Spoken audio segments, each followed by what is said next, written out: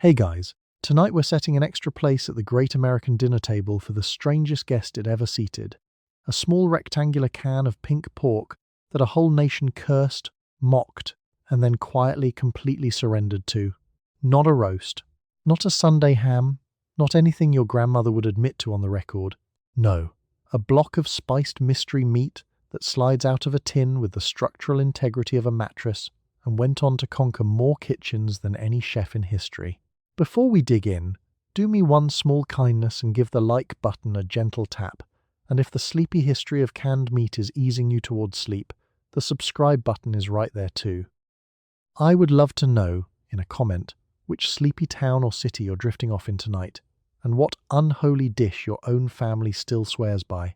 Now settle in.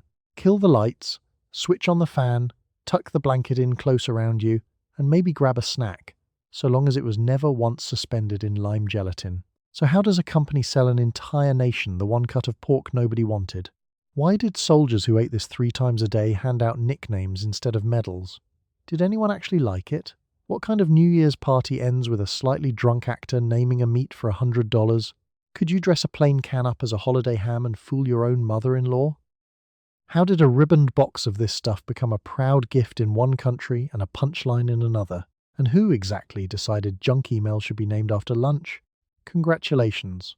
You just woke up in 1954 in a spotless suburban kitchen with dinner already running late. There is a casserole in the oven, and 10 minutes before the neighbours arrive uninvited, the winding key has already drawn blood, and your husband has gone very quiet over a fried slice that tastes like a war he will never talk about. Good luck. You stand in front of the open pantry at 5:30, and you already know how this ends. There is a chicken you did not defrost, a budget that does not stretch, and a family that will be hungry in 90 minutes whether you have a plan or not. And there, on the middle shelf, exactly where it always is, sits the small rectangular can with the blue and yellow label. You do not have to think about it. That is the entire point of it. You just have to reach. The can does not ask how your day went. It does not care that the roast you meant to buy cost more than you had, or that the youngest has declared himself allergic to anything green. It waits on the shelf with the patience of a small municipal office, open all hours, always staffed, ready to process your emergency without comment or judgment. You have come to depend on it the way you depend on the porch light, not with affection, exactly, with trust. Nobody asked whether you agreed to any of this. The arrangement is simple and not up for discussion. A proper wife produces a hot meal every evening, on time, regardless of weather, illness, or the fact that she has now done exactly this several thousand nights in a row. The arrangement does not shop. It does not chop. It does not scrub the pan afterward. It simply expects, the way a landlord expects, and leaves the actual solving of the problem to you and whatever sits on the middle shelf. So you solve it. Your hand goes past the flour, past the coffee, and closes around the cool tin before you have consciously decided anything. The decision was made hours ago, somewhere below thinking. Your neighbour, Mrs. Petrak, keeps 6 of them lined up behind her good china, and she taps the top one with a fingernail every time she passes, the way another woman might touch a rosary. She calls it her insurance. She is not entirely joking. In a good week, the cans go untouched, standing at attention in the dark, a small pink garrison holding the line against the day the money runs thin, or the guest arrives unannounced, or the roast once again fails to materialize. You know families who pretend they do not do this. You have sat at their tables and eaten their casseroles and recognized, under the crushed crackers and the melted cheese, the unmistakable salt of the very can they would deny owning. Everybody has one on the shelf. Half of them will look you in the eye and swear they do not.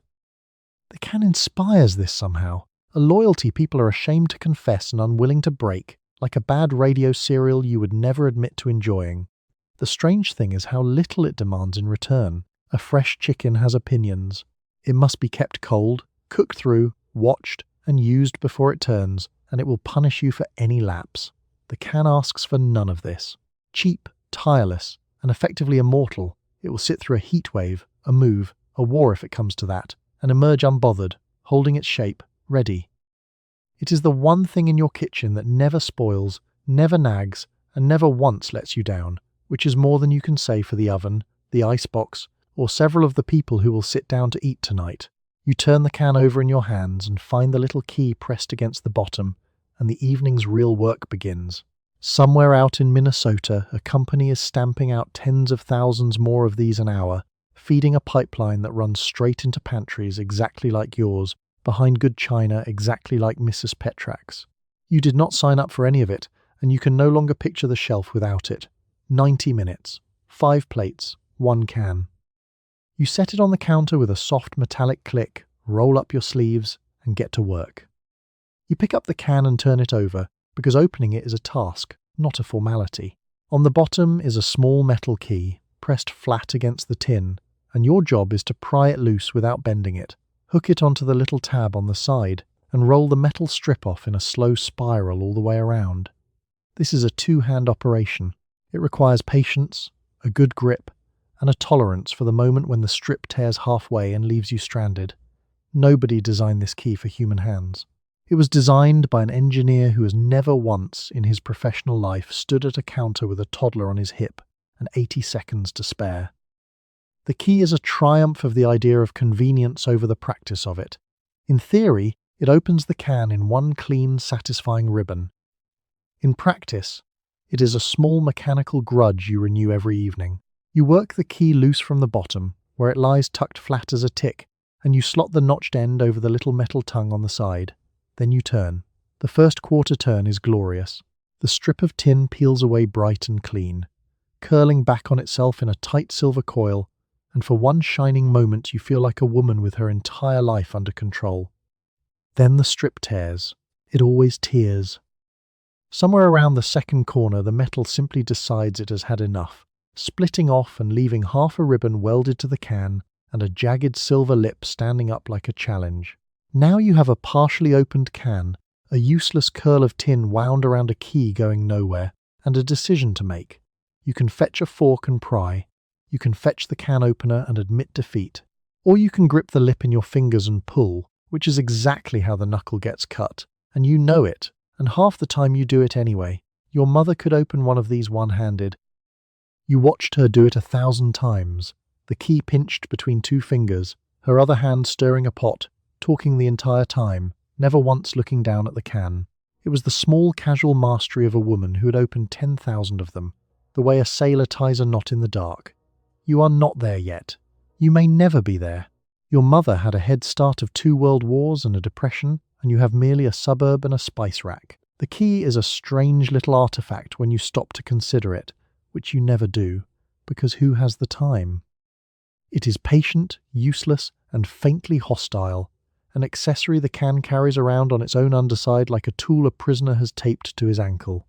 It comes free with every single tin, millions of them, a whole nation's worth of tiny, hostile keys, each one attached to its can, each one waiting for its one violent moment of purpose before it is thrown, bent and spent, into the bin. One day, years from now, a merciful soul at the company will replace the whole system with a simple pull tab, and an entire generation of women will feel a complicated grief about it. The cut knuckles will vanish. So will the small daily victory of finally getting the ribbon all the way around. For now, though, you are here, in this decade, with this key, and this jagged half-opened lid, and this dinner that is not going to make itself. You brace the can against the counter, get a fresh grip, and finish the turn. The lid comes free with a soft, reluctant sigh. You did not lose a knuckle tonight. Small mercies. You set the ragged lid aside and look down into the can at what waits. You have the can open, and now you have to get the meat out of it, which is its own small negotiation. You turn the can over the plate and wait. Nothing happens. You give it a shake, then a firmer one, and the block finally lets go all at once with a soft, wet sound, landing in one solid piece and holding its shape as if it were proud of it. Along the top clings a thin layer of cool, quivering jelly that nobody ordered and nobody will admit to eating. The block sits on the plate with tremendous composure. It has come out of the can a perfect rectangle, roughly the size of a paperback and about as willing to be argued with, edges crisp, corners square, surface faintly glistening, and it holds that shape with the structural integrity of a mattress. You could set a teacup on it. It could rent itself out as a doorstop, and on a bad day you suspect you could build a small retaining wall out of it. Whatever the process is that produces this, it produces something with a firm sense of its own architecture. And then there is the jelly. The jelly is the part nobody talks about at church. It forms inside the can while the pork cooks and cools, a natural aspic that sets into a trembling, translucent film clinging to the top and sides of the block. It has the temperature of a basement and the disposition of something that would rather not be looked at directly. You can scrape it off, you can rinse it away under the tap, or you can, as 3/4 of the country quietly does, simply pretend it is not there and slice straight through it. Your Aunt Delphine considers the jelly the best part. She lifts it off with the flat of a knife in one wobbling sheet and eats it standing at the counter, unbothered, the way some people eat the fat off a ham. You have watched her do this since you were a child, and you have never once been able to join her. The family is divided cleanly down the middle on the jelly, the way families divide on politics. And like politics, nobody's mind has ever been changed at the dinner table. The meat itself is a colour that does not occur in nature without assistance. It is pink. Not the shy pink of fresh pork, which fades to grey the moment it meets a pan, but a confident, permanent, faintly defiant pink that stays exactly that shade no matter what you do to it. There is a chemical reason for this, a preservative doing quiet work, but you do not think of chemistry. You think that the meat has simply decided on a colour and, unlike everything else in your life, refuses to be talked out of it. Up close, the smell arrives. It is not bad and it is not good. It is present, insistent, and specific, a warm, salty meatiness that fills the small kitchen the instant the can is open and announces to the whole house that dinner has begun whether they are ready or not. Cold, salted, and faintly sweet, it is the smell of 1,000 ordinary evenings compressed into one tin. You pick up the knife. The block cuts like cold butter, offering almost no resistance, the blade sliding through in one smooth motion and leaving a clean pink face behind. This is, you have to admit, deeply satisfying. Whatever its other failings, the block slices beautifully, evenly, obediently, each slab identical to the last, a uniformity no real roast has ever once managed to provide. You lay the slices out in a neat overlapping row, the jelly you scrape to the edge of the plate and, after a small internal debate, into the bin, with a silent apology to Aunt Delphine.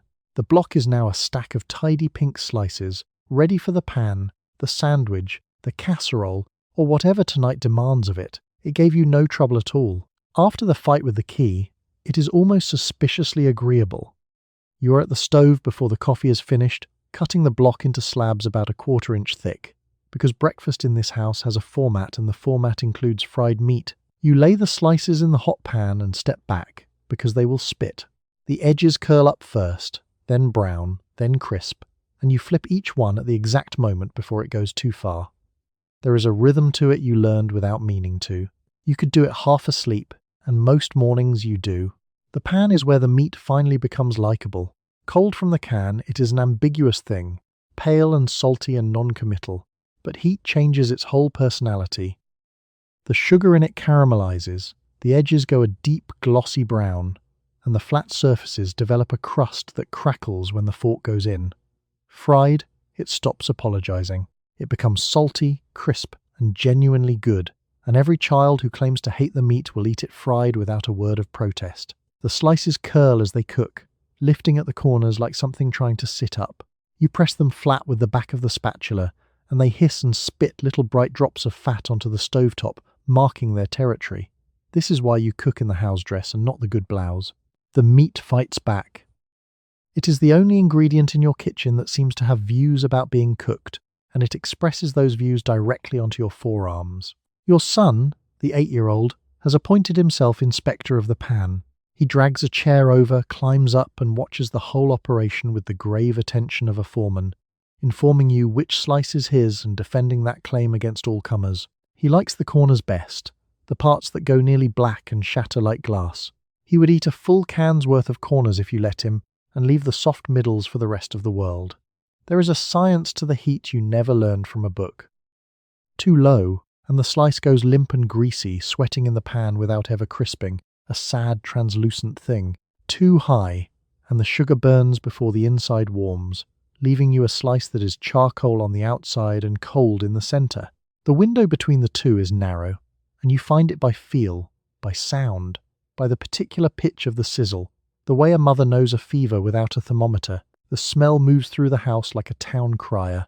It goes up the stairs, under the doors, into the rooms where the others are pretending to still be asleep, and one by one, it pulls them out of bed. Nobody has ever needed to be called to a breakfast that smells like this. The meat does the calling itself, sweet and salty and unmistakable, and the family assembles at the table drawn by their own noses, which is more than any amount of shouting has ever accomplished.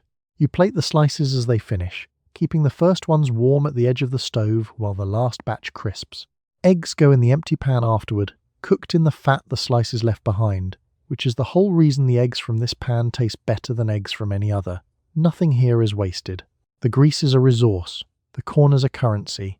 Even the little brown bits stuck to the pan will find their way into someone's eggs before the morning is out. By the time everyone is seated, you have been awake for an hour and standing the whole time, and you have not yet had a single bite yourself. You will eat standing at the counter, later, whatever is left, the burnt corner and the soft middle nobody wanted. It is the cook's portion, and it is always cold, and you have long since stopped minding. You slide the last crisp slice onto the 8-year-old's plate and finally, briefly, sit down. You have 4 lunchboxes open on the counter and 11 minutes before the bus, and the sandwich is the same sandwich it was yesterday. You slice the cold block thin, lay it on bread with a swipe of mustard, and press the top down, and that is a child's midday meal decided. It travels well. It does not spoil in a warm classroom. It survives being sat on. You wrap each one in wax paper, fold the corners the way your mother taught you, and line them up like small identical packages. The great virtue of the sandwich is that it does not require refrigeration, which matters when your child's lunch is going to spend 4 hours in a metal box on a coat hook in an overheated cloakroom. A slice of real ham in those conditions is playing a dangerous game. This meat is not. It has been engineered, from birth, to be patient, durable, and endlessly agreeable, to sit at room temperature for hours and emerge unbothered, faintly cool, entirely willing. It is the one sandwich filling that treats a warm cloakroom as a spa. You make each one slightly differently, because you know your children the way a warden knows his cells. The oldest gets extra mustard and no crusts. The 8-year-old wants his cut into triangles, a demand with no justification you have ever been able to extract, but triangles he gets. The middle one likes a slice of cheese laid over the meat, and the youngest cannot be trusted with anything that might leak, so hers is the plainest, driest, most structurally sound sandwich in the batch. 4 children, 4 sandwiches, 4 separate sets of unnegotiable rules. The wax paper is its own small art. You learn the fold from your mother, who learned it from hers, a tight tucked envelope that keeps the sandwich together and the corners sharp and the whole thing from going stale before noon. Your fingers do it without instruction now, crease and tuck and fold, a movement worn so smooth by repetition that you could do it in the dark, which some mornings, before the sun is properly up, is more or less what you are doing. Mrs. Petrak next door swears by a thin scrape of butter under the meat to keep the bread from going soggy. Your own mother swore by mustard for the same reason. These are the passionately held technical positions of women who have made 40,000 sandwiches and have opinions forged in that fire. There are no casual sandwich makers on this street. Everyone is an expert. Everyone is certain. Everyone thinks the woman next door is doing it slightly wrong.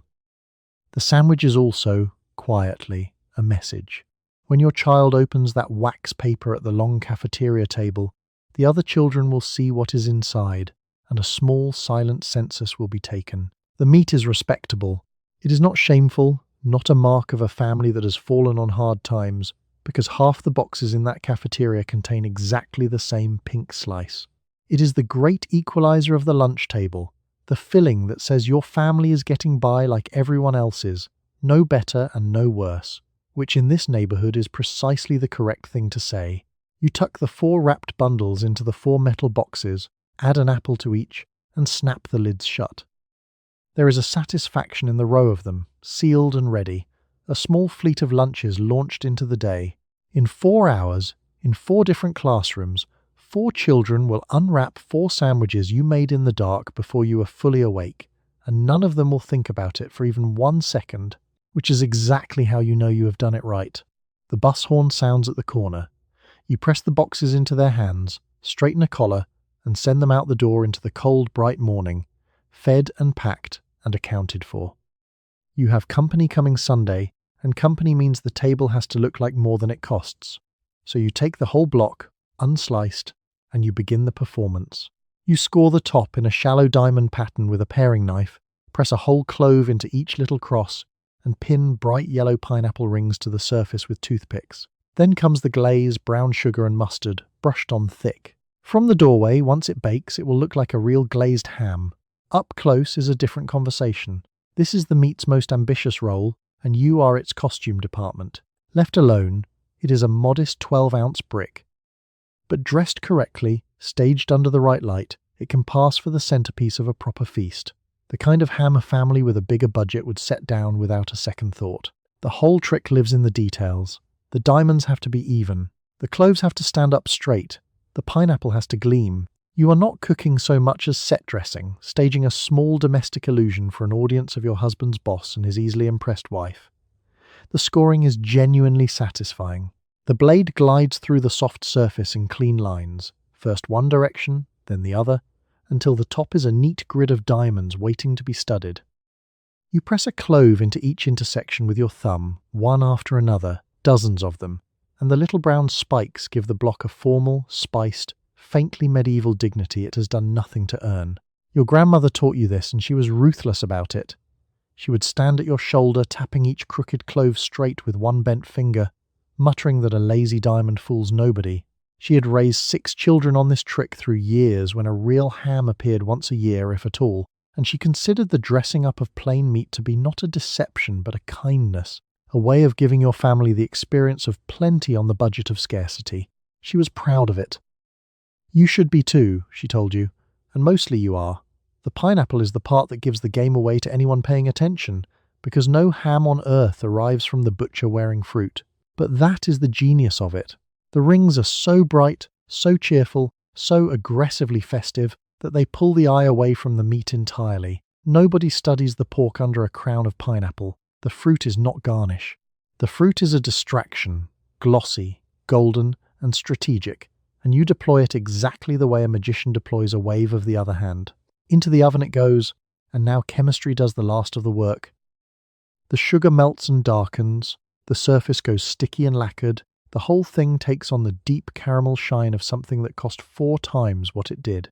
The smell that fills the house is sweet and warm and Sunday, and if you stand in the far doorway and squint, you would swear on the family Bible there was a real ham in that oven. When you carry it to the table, held out on the good platter with both hands, there is a small hush of appreciation, and that hush is the whole point. The boss's wife says how lovely. Your husband catches your eye. And you set it down and pick up the carving knife, knowing that the first slice will reveal the familiar pink, and knowing, too, that by then it will not matter, because the table has already decided to be impressed. You cut the first slice and lay it on the good china.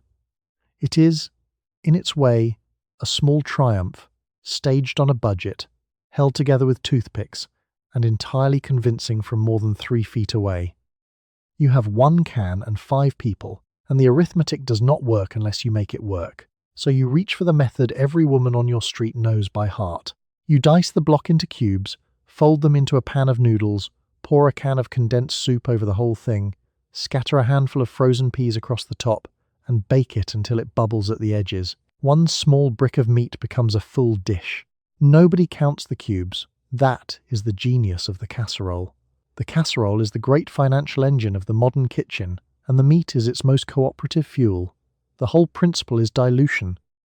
You take one expensive thing, in this case the protein, and you surround it with many cheap things, the noodles and the starch and the sauce, until the expensive thing is everywhere and nowhere, a flavor rather than a portion.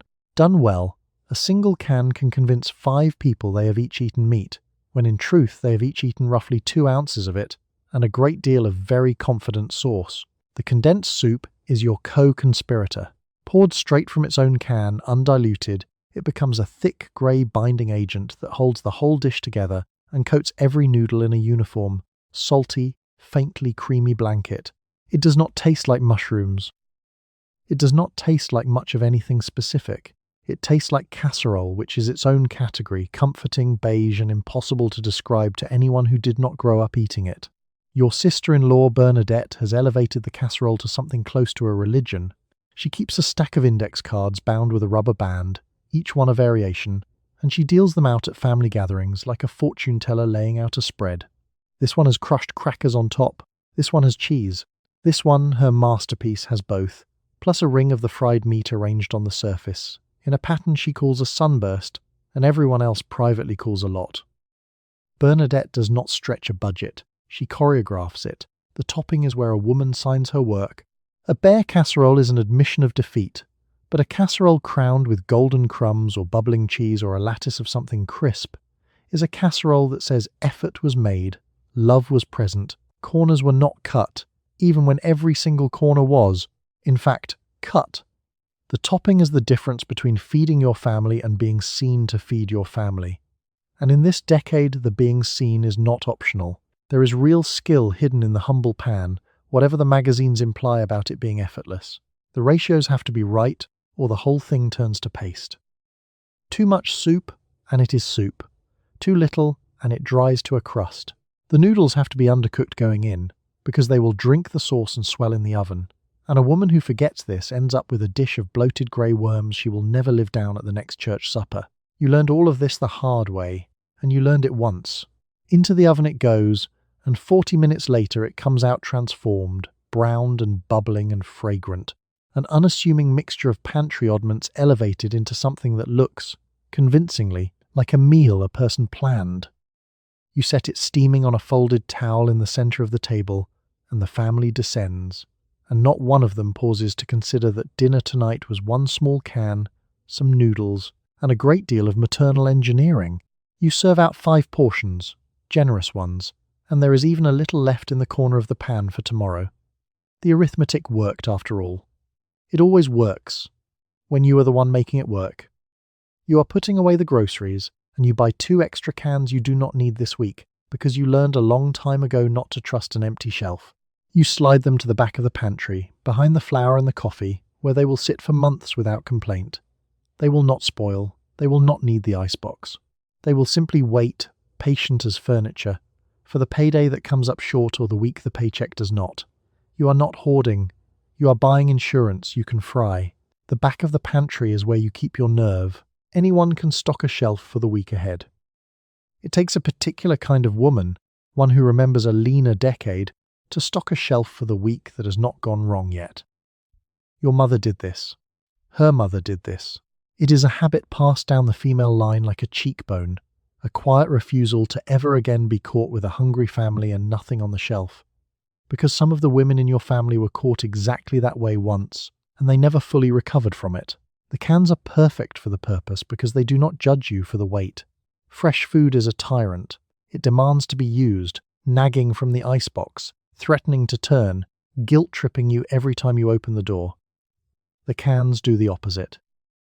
Silent, dependable, and endlessly forgiving, they ask nothing, spoil never, and hold their contents in suspended animation for a span of years. Ready to step in the moment, they are needed, and content to be ignored until then. A pantry lined with them is a pantry that lets you sleep. You have a system, though you would never call it that, because calling it a system would make it sound more deliberate than the deep animal instinct it actually is. Newest cans to the back, oldest to the front, so nothing sits forgotten past its prime. You rotate them without thinking, the way you rotate everything, a small constant motion of provisioning that runs underneath the whole household and that nobody but you will ever notice or thank you for. Old Mrs. Grabowski down the street has a cellar full of them, rows and rows, and the neighbourhood is divided on whether she is wise or unwell. She survived a war on the other side of an ocean, and she has explained to you, gripping your wrist with a surprisingly strong hand, that a full shelf is the only thing she has ever fully trusted. You do not think she is unwell. You think she knows something the cheerful magazines have chosen to forget, which is that the shelf is sometimes all that stands between a family and a very bad month. The arithmetic of it is a strange comfort. Each can is a meal held in reserve, a small pink promise that whatever else goes wrong, dinner will not be the thing that goes wrong. 6 cans on the shelf is 6 evenings you will never have to panic about. You could lose the job, blow a tire, face a bill you did not expect, and still, for 6 nights the family eats. It is not much of a fortress, but it is the fortress you can afford, and you keep it stocked. You push the 2 new cans to the back, straighten the row, and note with quiet satisfaction that the shelf is full again. Nobody at dinner tonight will know or care how many cans stand behind the flour. That is fine. The stocking of the shelf is not a thing you do for applause. It is a thing you do so that on some future bad night, you can walk to the pantry without fear, reach into the dark, and find exactly what you knew would be there. You close the pantry door on your small private stockpile and go to start dinner from this week's money, letting the reserve sleep on, untouched, for the week that has not come yet. You have a thin little booklet propped against the flour tin, sent to you by the company itself, and you are doing exactly what it says. 50 ways to serve the same block of meat, each one photographed in careful colour, each one promising to make you a better wife than the last. Tonight it is a suggestion involving cheese and a ring mould, and you are following it precisely, because the booklet speaks with the calm authority of someone who has never had to eat the result. You measure, you mould, you believe. The booklet came free, which should have been your first warning, but free things arrive at your door constantly in this decade, and you have stopped questioning why. The company wants you to use more of its product, so it has paid a home economist somewhere to invent 50 reasons to open a can, and then it has photographed each reason under lights so flattering that even a meat and gelatin ring appears, briefly, appetizing. You know this. You follow the recipe anyway. The booklet has worn you down through the sheer confidence of its layout. The photographs are the genius of the thing. Every dish sits on a spotless cloth, garnished with a sprig of something green, lit so the sauce gleams and the meat glows a healthy pink, arranged by hands that have all day and no children to do it. Your version will not look like the photograph. Your version never looks like the photograph, but the gap between the two is precisely where the booklet does its work, because that gap is not a failure, it is a promise, a thing to keep reaching for one more can at a time. Tonight's recipe has instructions of alarming specificity. Cube the meat to a uniform 1/2 inch. Fold gently, do not stir. Chill for exactly 2 hours in the ring mold before unmolding onto a bed of crisp lettuce. You follow each step like a woman diffusing a bomb, and you feel, doing it, a small flush of competence, the sense that you are participating in something modern, tested, and correct, rather than simply throwing dinner together the way your grandmother did. The home economist who wrote this, a woman you picture as tidy, patient, and impossibly serene, is a kind of invisible dinner guest in your kitchen. She never raises her voice. She never doubts. She assumes you have a ring mold and cheesecloth and 2 spare hours, and she is gently, relentlessly certain that following her will make your life better. You resent her a little. You obey her completely. She is the closest thing to expert help you will ever be offered, and she lives in a 15-cent booklet.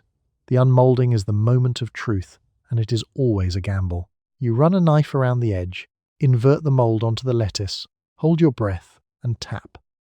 Sometimes the ring slides out whole and glistening, a genuine small miracle, and you feel like a chemist who has just grown a perfect crystal. Sometimes it comes out in a sad, collapsing heap, and you rearrange the wreckage with a spoon and decide the family does not need to know it was ever meant to be a ring. Tonight it holds. It slides free in one cool, trembling piece. Cheese and meat suspended together in a savoury ring, and you stand back and admire it with a pride out of all proportion to what it is. You made the picture real, or real enough. Real enough that when your husband sits down and asks, with genuine surprise, where you learned to make this, you can nod toward the little booklet against the flour tin and take, quietly, the credit the home economist will never come to collect.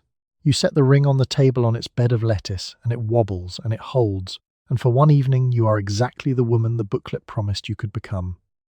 You saw the advertisement in the magazine this morning, and now you cannot unsee it while you cook. It asked, in so many words, whether you truly love your family, and it implied that the answer is measured in what you put on the table tonight. So here you are proving it, not with words which are free, but with effort which is not.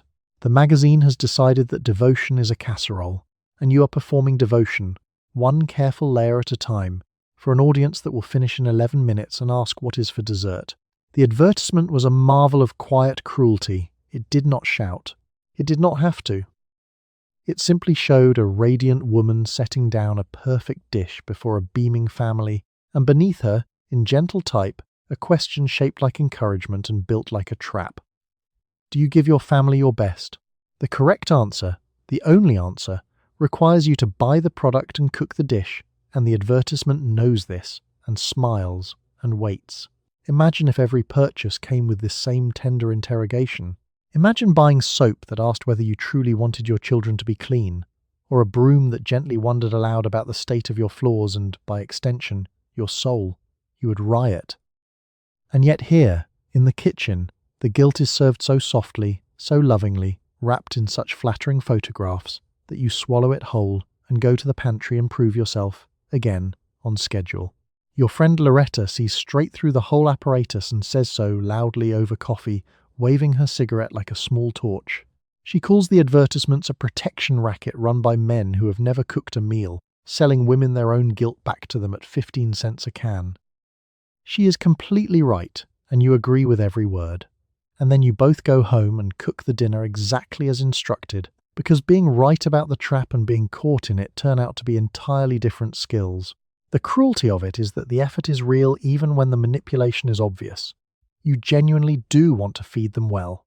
You genuinely do stand here, tired, at the end of a long day, folding love into a pan because you have been taught that this is where love goes, into the browning and the layering and the timing, into the small daily miracle of dinner, appearing warm and complete every single night as though it grew there. The advertisement did not invent that wanting. It only found it and named its price. So you perform. You straighten the forks. You wipe the rim of the platter clean with the corner of your apron. You layer the dish with more care than 11 minutes of eating could ever repay.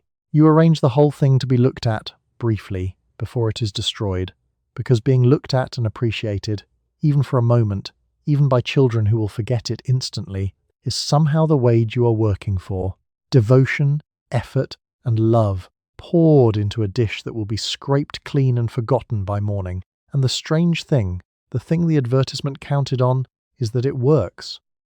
They do feel loved, not because of the casserole, not really, but because of the 10,000 casseroles, the unbroken decade of warm plates set down without fail, the sheer relentless reliability of a woman who shows up every evening and feeds them no matter what. The magazine took credit for all of it, naturally. It printed the radiant woman and the perfect dish, and quietly implied she came free with the can. You let them print it. You were too busy setting down the 10,000th plate to write in a correction. You slide the dish into the oven, set the timer, and lean against the counter for one stolen moment before the performance resumes, tired, clear-eyed, and entirely willing to do it all again tomorrow. You hear the car in the drive and the sinking feeling arrives half a second later, because you have nothing prepared and now there are 2 more mouths at your table.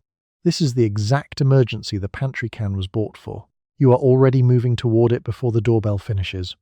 Within minutes you can have something hot, something that looks intentional, something that says you are expecting them all along. Nobody needs to know it came from a shelf. Hospitality in this decade is mostly a matter of never letting them see the can. The unannounced guest is a genuine hazard of the era, because people simply drop by, without warning, without a telephone call, appearing on your step with a smile and an expectation of coffee at minimum, and a meal if the hour is anywhere near a mealtime. There is no polite way to turn them away. The whole social order rests on the fiction that you are always effortlessly ready. And so you must be ready, which is a thing you can only be if you have a can on the shelf and a plan in your spine. Your husband's cousin Raymond is the worst offender, a large, cheerful man who materializes at the least convenient moments with a wife and an appetite, and no concept of the panic he sets off. He is impossible to dislike, which makes it worse. He sits himself at the kitchen table, unfolds his newspaper, and settles in with the serene confidence of a man who has never once wondered where his dinner comes from, while 40 feet away you are quietly performing a small miracle out of a tin. The key is to never appear rushed, which is its own kind of theatre. Out front you are calm, gracious, delighted to see them, pouring coffee, asking after the children. Behind the kitchen door you are a general in a war, cubing meat, cracking eggs, judging what can be stretched and what can be faked, all in a silent, frantic blur. The guest must experience abundance. The cook must supply it from nearly nothing. And the distance between those two truths is a swinging kitchen door you pass through with your face rearranged each time. The meat is built for exactly this ambush. It needs no thawing, no butchering, no advance notice of any kind. It goes from shelf to skillet to plate in the time it takes to keep a guest in polite conversation. And once it is fried and sauced and set on a warmed plate beside some eggs and whatever bread you have, it looks for all the world like a meal you meant to make. Fast, willing, and utterly discreet. It never once betrays how recently it was a can. There is an art to the presentation that turns emergency into hospitality. A garnish helps. A sprig of parsley, a wedge of tomato, a warmed plate rather than a cold one, and suddenly the improvised becomes the intended. You have learned that people taste with their eyes first and their memory second, and that a guest fed warmly on short notice will remember only that you were gracious, never that you were caught completely off guard with an empty icebox. Raymond, of course, has no idea. He eats with great enthusiasm, compliments the cooking, tells your husband he ought to appreciate what he has, and leaves an hour later entirely satisfied, having witnessed what he takes to be the natural bounty of a well-run home. He will never know that his dinner spent the afternoon as a sealed tin behind the flour. That is the whole point. The magic only works if the audience never sees the trapdoor. You wave them off from the porch, watch the car pull away, and lean against the doorframe for a moment, the adrenaline draining out of you. Ambushed, outnumbered, and entirely victorious. Then you go back inside to face the dishes, which, unlike the guests, always announce themselves in advance. You are standing in the meat aisle with a list and a fixed amount of money, and you are doing the math that runs the household. The fresh pork costs what it costs. The can costs a fraction of that and will keep until Christmas. You know which one the magazines want you to be ashamed of, and you know which one gets you to Friday. You put the can in the cart without ceremony, the way you put in the flour and the soap, because feeding people on a budget is a job, and this is a tool for the job. The grocery store is where the household budget gets decided, one small ruling at a time, and you are the judge. Nobody sees this work. Your husband hands over the housekeeping money and considers the matter closed, as though the money simply becomes food by some natural process. He does not see the 100 tiny negotiations between the money and the meals, the trading of this against that, the mental arithmetic you run down every aisle like a bookkeeper with a cart. He eats the results. You do the sums. The fresh meat counter is a place of longing and rejection. You look at the roasts under the glass, the chops, the good cuts arranged on their beds of paper, and you price them in servings and you do the division and you keep walking. It is not that you cannot cook them. It is that cooking them once means going short somewhere else, on shoes or coal or the dentist, and you are the only person in the family who holds all of those needs in your head at the same time and weighs them against a pork chop. Mrs. Delacroix, ahead of you in the aisle, does not do this math, and everyone knows it, because her husband does well and her cart shows it. She lifts the good cuts without a flicker, drops them in beside things you would never dare, and pushes on. You do not resent her, exactly. You just notice, the way you notice weather, that some carts move through this store weightless, and yours moves through it counting, and that the can in your cart is one of the reasons your family will still eat well on Thursday when the money is thin.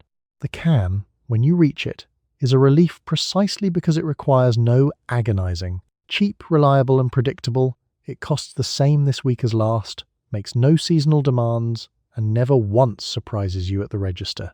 In a store designed to tempt you into spending money you have carefully set aside for other things, the plain honest can is an island of arithmetic you can trust. You do not have to want it. You only have to count on it, and it has never given you a reason not to. The transaction has a small, quiet dignity the advertisements will never grant it. The magazines frame the can as a compromise, a step down, a thing to be dressed up and apologized for. But standing here with your list and your envelope of housekeeping money, you know it for what it really is, which is competence made affordable, a way for a careful woman to set a full table every night of a lean month without ever once letting her family feel the leanness. That is not a compromise. That is a skill. You add a second can because the shelf at home has a gap in it, and you move on to the bread. The cart fills the way it always fills, a careful assembly of exactly enough, no more, weighed and chosen and accounted for down to the last nickel. By the time you reach the register, you know the total within a few cents, because you have been keeping the running sum in your head since the door. The way you keep everything, quietly, so that nobody else ever has to. You pay, you count the change back into the envelope, and you push the loaded cart out into the afternoon. Another week solved. You notice the store has stocked the cheaper imitations again, the ones with the almost familiar names sitting right beside your usual can, hoping you will not look closely. There is one that wants to be it, and another that wants to be it, and neither one is it. You have opinions about this, quietly and firmly held, the way you have opinions about which neighbour waters her lawn correctly. You reach past the pretenders for the label you trust. Brand loyalty in this house is not a marketing victory. It is a small daily act of standards. The imitators arrived the moment the original got famous, because that is how the world works, and they wear their ambition on their labels. One is called treat, which is trying very hard to sound like a reward. Another is called prem, which sounds like a word someone started and forgot to finish. They sit on the shelf beside your can, cheaper, bolder, and slightly desperate, wearing similar colours, promising a similar thing at a slightly lower price, and they are counting on the tired shopper grabbing the wrong one in a hurry. You are not that shopper. You have never once been that shopper. You tried one, exactly once, years ago. In a moment of thrift you still remember with a small shudder. It was not the same. It was saltier where it should have been sweet, softer where it should have held, wrong in a dozen small ways that no one would notice individually, and everyone noticed together. Your husband set down his fork after 2 bites and asked, with the wounded confusion of a man whose routine has been tampered with, what exactly this was. You never bought it again. Some economies cost more than they save. Your mother-in-law Agnes is a fierce partisan on this subject and will lecture anyone who stands still long enough. She holds up a finger, taps the good label twice for emphasis, and declares that there is the real one and there is everything else, and that a woman who cannot tell the difference cannot be fully trusted with a kitchen. It is an absurd position, aggressively held, and the maddening part is that on this one narrow point, she is not entirely wrong. There is a difference. You can taste it. You have built a small, quiet loyalty on it. The strange thing is that loyalty to a can of processed meat should feel ridiculous, and somehow does not. You are loyal to it the way you are loyal to a particular brand of thread, or a certain butcher, or the corner where you have always caught the bus. It is not passion. It is trust, earned over hundreds of repetitions, the deep, unglamorous faith of a person who has found a thing that works and sees no reason on earth to gamble on a stranger wearing similar colours and charging 2 cents less. The company, of course, has spent a great deal of money to earn this loyalty, and it knows exactly what it has. It defends its name like a jealous spouse, guarding the single word on the label as though it were a family heirloom, because that word is the whole business. Anyone can grind pork and seal it in a tin.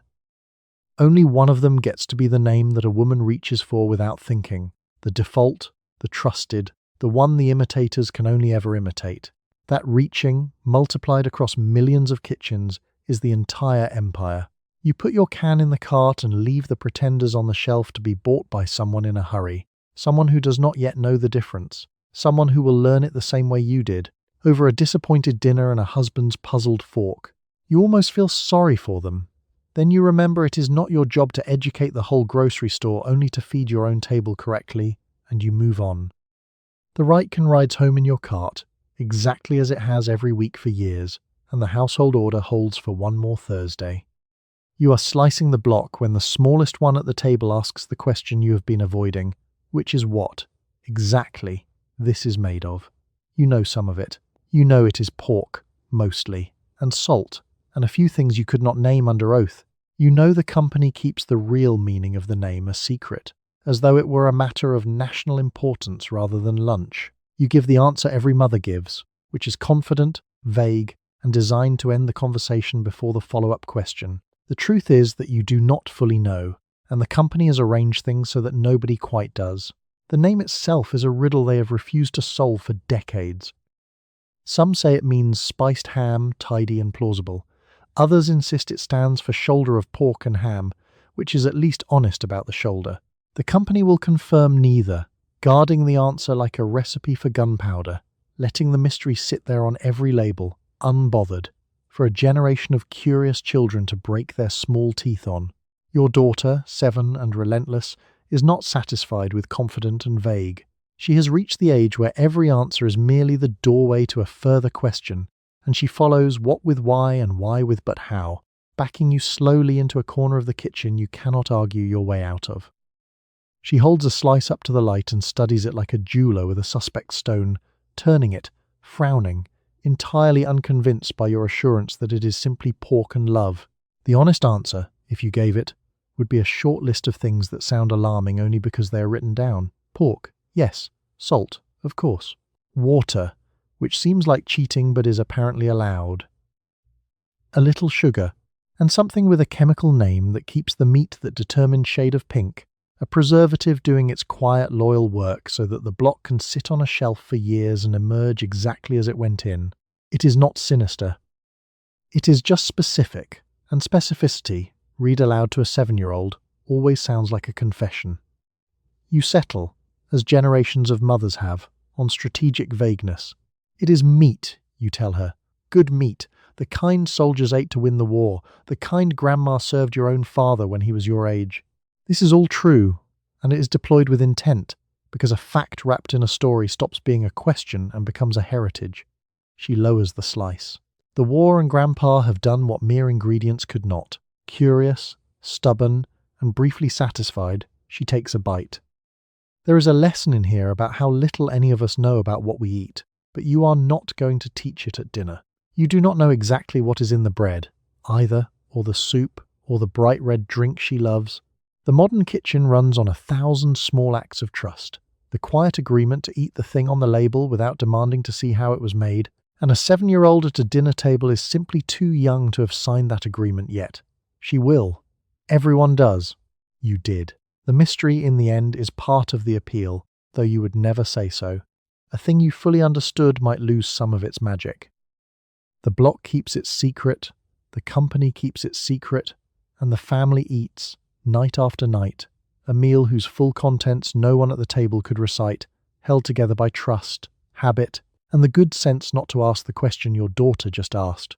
She chews, swallows, and asks what is for dessert, the interrogation forgotten, the mystery filed away with all the other things she has decided, for now, to simply believe.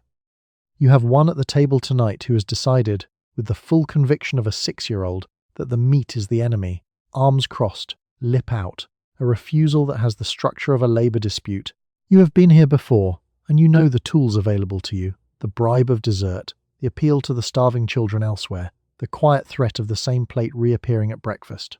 You are not going to lose this. You have been feeding this child since before it had teeth.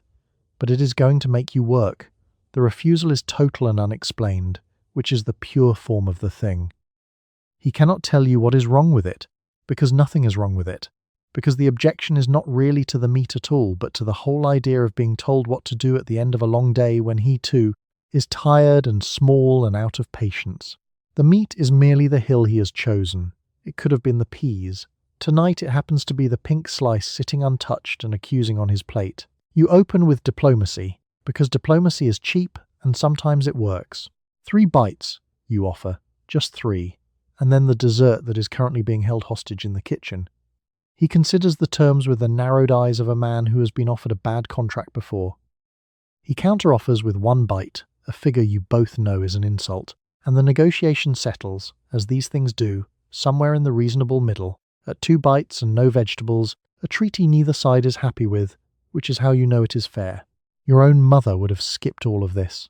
She had a single tool, applied without negotiation, which was that you ate what was served or you ate nothing, and the plate reappeared at the next meal, and the one after that, until you surrendered. It was brutal and it worked, and you have quietly decided not to do it that way, because you remember the cold eggs, and the standoff, and the particular loneliness of a child losing a battle to a woman who held every card. You want to win. You do not want to win like that. The deeper trick, the one your grandmother knew, is that the slice is entirely negotiable in form even when it is not in principle. He will not eat the slice. He will, you happen to know, eat it fried crisp and hidden inside a sandwich, or cubed small and lost in rice, or reshaped into anything that does not look like the thing he has publicly sworn to defeat. The war is about the slice, specifically sitting there, being a slice. Change its shape and you change the whole battlefield, and a 6-year-old mercifully has the memory of a goldfish. So you make the smallest of concessions that is secretly a total victory. You take the offending slice back to the counter, chop it fine, fold it into his rice with a bit of butter, and return it renamed and unrecognizable. He eats it without a second thought, cheerful, triumphant, entirely certain that he has won, that he stood his ground and the enemy retreated. You let him believe it. Letting a child win the battle you have already won the war of is one of the oldest and gentlest arts of motherhood. He finishes the rice, claims his dessert, and slides down from his chair victorious, never suspecting that the enemy he defeated is currently digesting quite happily inside him. You clear his plate. Tomorrow it will be the peas, or the milk, or the bath, some new hill freshly chosen, and you will do this dance again, patient, outnumbered, and undefeated.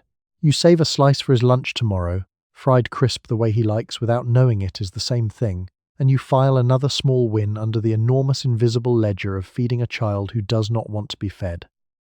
You are carrying your covered dish up the church basement stairs, and you already know your casserole will be judged the moment it hits the long table beside everyone else's. This is not a potluck. This is a quiet competition conducted with serving spoons and polite compliments. You made yours from the can, like half the women here did, and like half of them, you will not be saying so. The trick is in the topping, the crushed crackers or the melted cheese that makes it look like more effort than a shelf and a can opener. The long table is a battlefield disguised as a buffet. 24 dishes arrive under 24 dish towels, and every woman who sets hers down performs the same small ritual, a modest little shrug, a murmured, "Oh, it is nothing really," that everyone present understands to mean the exact opposite. Nothing here is nothing. Each dish is a statement, an argument, a paragraph in the ongoing conversation about who among them has her household most firmly, most graciously, most enviably in hand. You position your dish with care because placement matters. Too close to Eleanor Voss's legendary scalloped potatoes and yours will suffer by proximity. Too far from the centre and it looks like an afterthought. You find the sweet spot, a place of respectable prominence, and you lift the towel with a small flourish to reveal a golden bubbling top that gives absolutely no hint of the humble tin at its heart. The topping has done its job. From up here, it could be anything. Eleanor Voss is the reigning champion of the basement, and she knows it, and she wields her scalloped potatoes like a monarch touring the provinces. She drifts down the table, lifting the corner of each towel, offering a comment that is technically a compliment and functionally a verdict, one bent finger tapping the edge of a dish to signal approval, or, more devastatingly, its absence. When she reaches yours, she pauses, considers, and pronounces it "very nice, dear," and you exhale because very nice from Eleanor is a knighthood, and you both know it. The beautiful hypocrisy of the whole affair is that most of the dishes on this table share the same secret. Half of them began as a can, cubed and stretched and disguised, hidden under crumbs and cheese and the collective agreement never to mention it. You are all doing the same thing, all pretending you are not, all judging each other for the very shortcut you are each employing at that exact moment. It is dishonest, tender, and completely human, and it is the truest kind of community you know. Because underneath the competition there is real warmth, and you feel it as the plates go around and the room fills with the low happy noise of people eating together. These are the women who will bring you a casserole when you are sick, sit with you at a funeral, mind your children in a crisis without being asked. The rivalry over toppings is just the friendly surface of a much deeper thing, a net of women holding a whole congregation up, one covered dish at a time, and the can is simply the thread half of them quietly weave it from. Your dish empties faster than you dared hope, scraped down to the pan, which is the only verdict that truly matters and the one no amount of Eleanor's tapping can overrule. An empty dish is a triumph. You carry it home light and clean, the towel folded over your arm, feeling the particular satisfaction that comes from bringing something modest to a proud table and watching it disappear. At the door, Eleanor tells you to bring that again next month, and you say you will, and you mean it, and neither of you says the word can, and that is exactly how it is supposed to go. You set the plate down and you watch his face do something complicated, because your husband has eaten this meat before, in a place he does not talk about, 3 times a day for reasons that were not his choice. He picks up his fork and there is a flicker there, a whole war passing behind his eyes in the time it takes to chew. He does not say anything. He never says anything about those years. But you have learned to read the small tells, and the fried slice on his plate has just told you something he never will.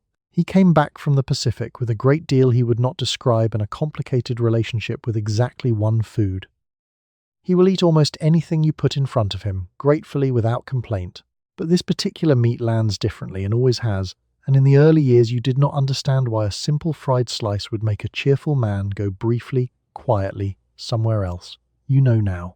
You learned it the way you learned everything about him. Slowly, sideways, from the things he did not say. For him the taste is a door, and it does not always open onto a good room. Salt, sweetness, a crisp browned edge, and suddenly he is 19 again, somewhere hot and far away, holding a tin tray and a line of tired boys, eating the same thing they ate yesterday and would eat tomorrow. The flavour is a time machine with a mind of its own, and it does not consult him about the destination. Most nights it just brushes past. Some nights it stops, and his fork slows, and you refill his coffee and say nothing, which is its own kind of language.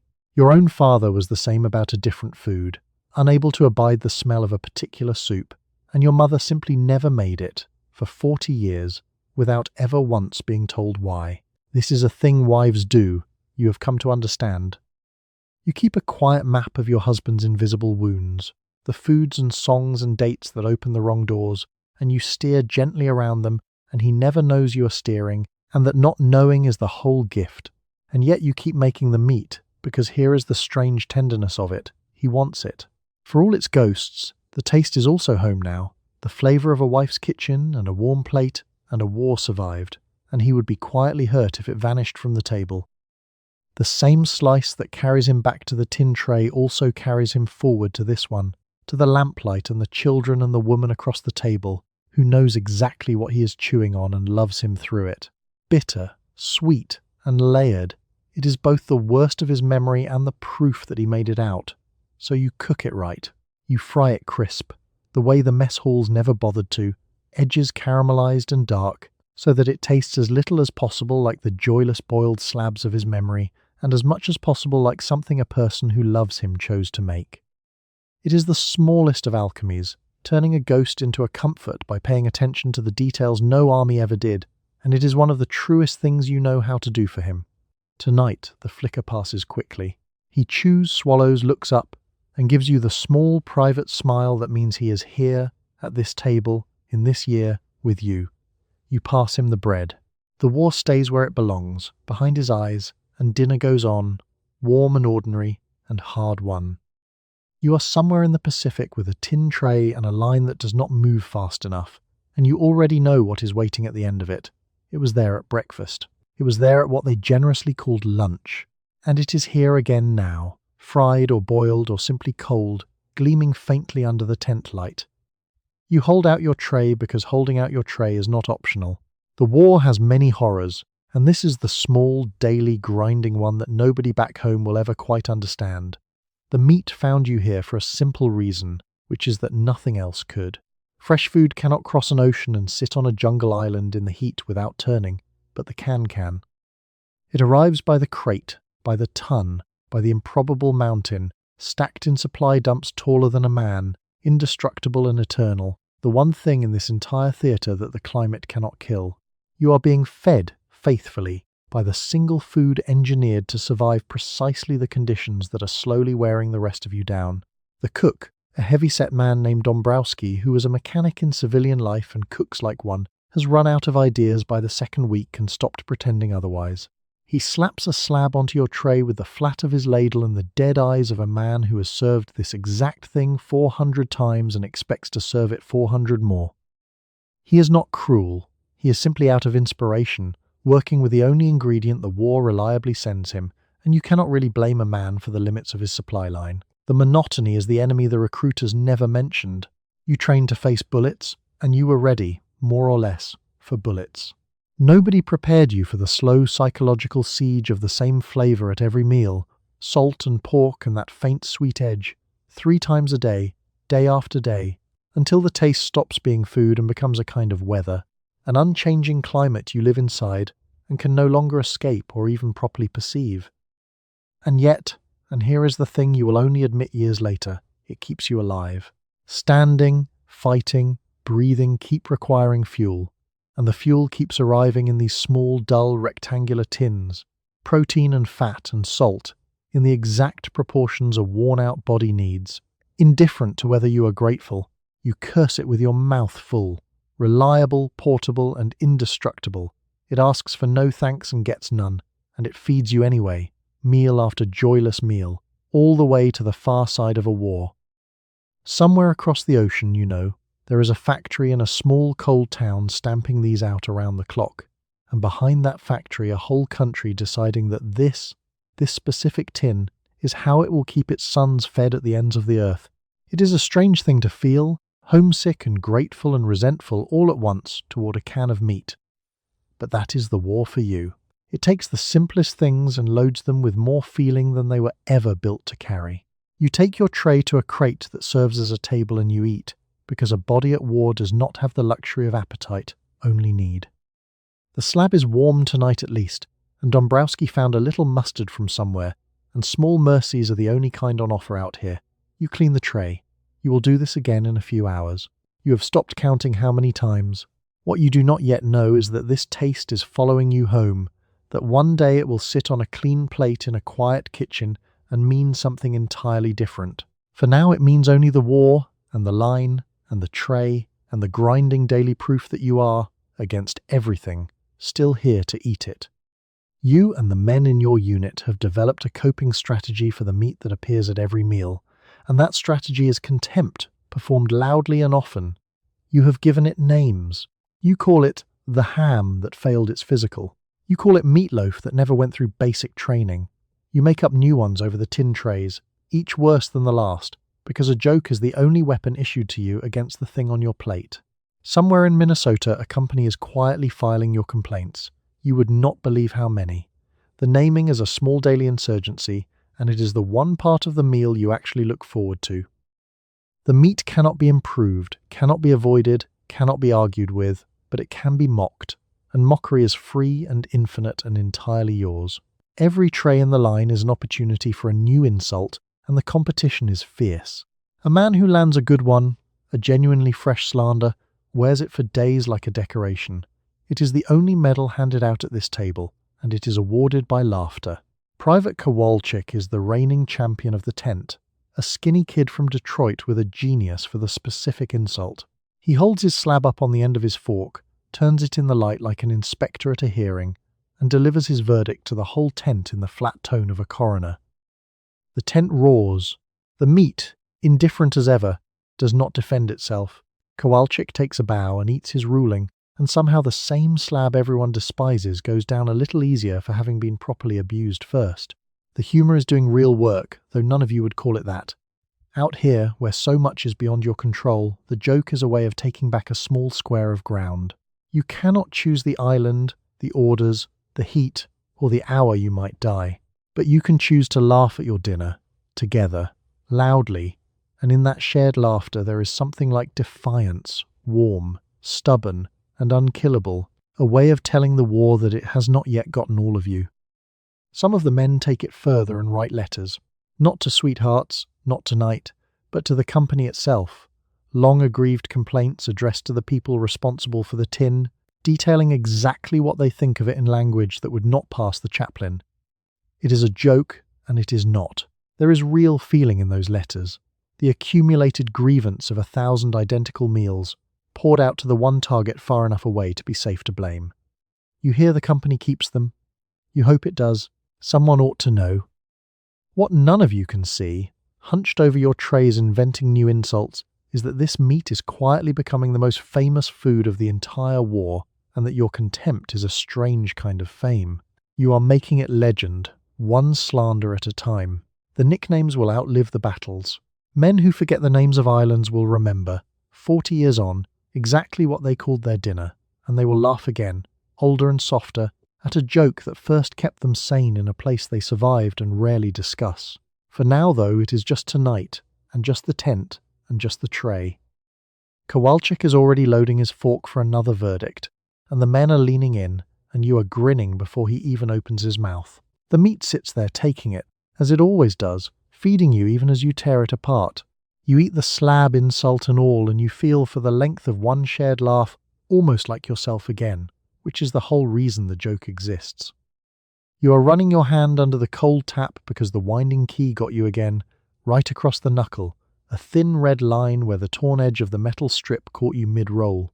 This is a known hazard of the kitchen, filed alongside the burn from the oven rack and the nick from the paring knife. You wrap it in a strip of cloth, flex your fingers to make sure they still work, and go back to the counter, because the can is open now and dinner does not pause for a wounded cook. The cut is nothing, and you know it is nothing, and you tend it the way you tend everything, offhand and practiced, injured in small ways so constantly that you long ago stopped making a production of it. A pinch of pressure, a moment under the cold water, a strip of cloth if it is a bad one, nothing at all if it is not. The kitchen is a low-grade battlefield, and you are both the only soldier and the entire medical corps, patching yourself up on your feet and returning immediately to duty. The key is the specific culprit tonight, and it is a repeat offender.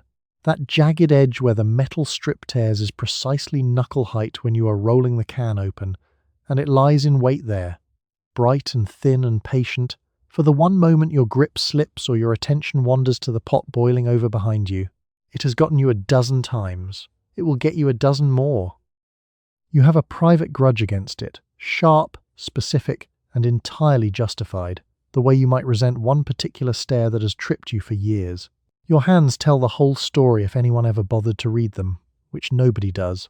There is the shiny old burn from a spitting pan, the white line from a bread knife, the permanent roughness from dishwater, and now this fresh red seam from the key, another entry in a ledger written directly onto your skin. These are not the soft manicured hands the advertisements show holding the casserole. These are working hands, marked and capable, and you are not ashamed of a single scar on them. Old Dr. Feeney down the road, who has stitched half the accidents on this street, once took your hand in both of his, turned it over, studied the map of small healed cuts, and told you gently that a woman's hands age about 10 years faster than the rest of her. He meant it kindly, as an observation. You took it, quietly, as a fact you already knew, and a price you had already agreed to pay. He patted your knuckles and sent you home. The hands keep the household running. The household costs the hands. That is simply the arrangement. The strange thing is how little any of this registers as suffering, because it is so thoroughly ordinary. A cut knuckle is not a hardship. It is Tuesday. You bleed a little into a strip of cloth and go on cubing the meat, and the blood and the meat and the dinner all proceed together without drama, because the show must go on and you are the entire cast, crew, and stagehand of it. There is no understudy for a mother. There never has been. One distant day someone will design a can that opens without drawing blood, a smooth little tab a child could pull, and you will look at it with the complicated feeling of a veteran shown a war that ended without her. No more cut knuckles.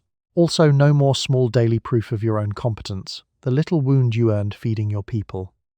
For now, though, the key is still the key, and it still bites, and you still win anyway. You flex the bandaged hand once more, pick the knife back up, and finish slicing the block. Dinner delayed by exactly the length of one small wound and not 1 second more.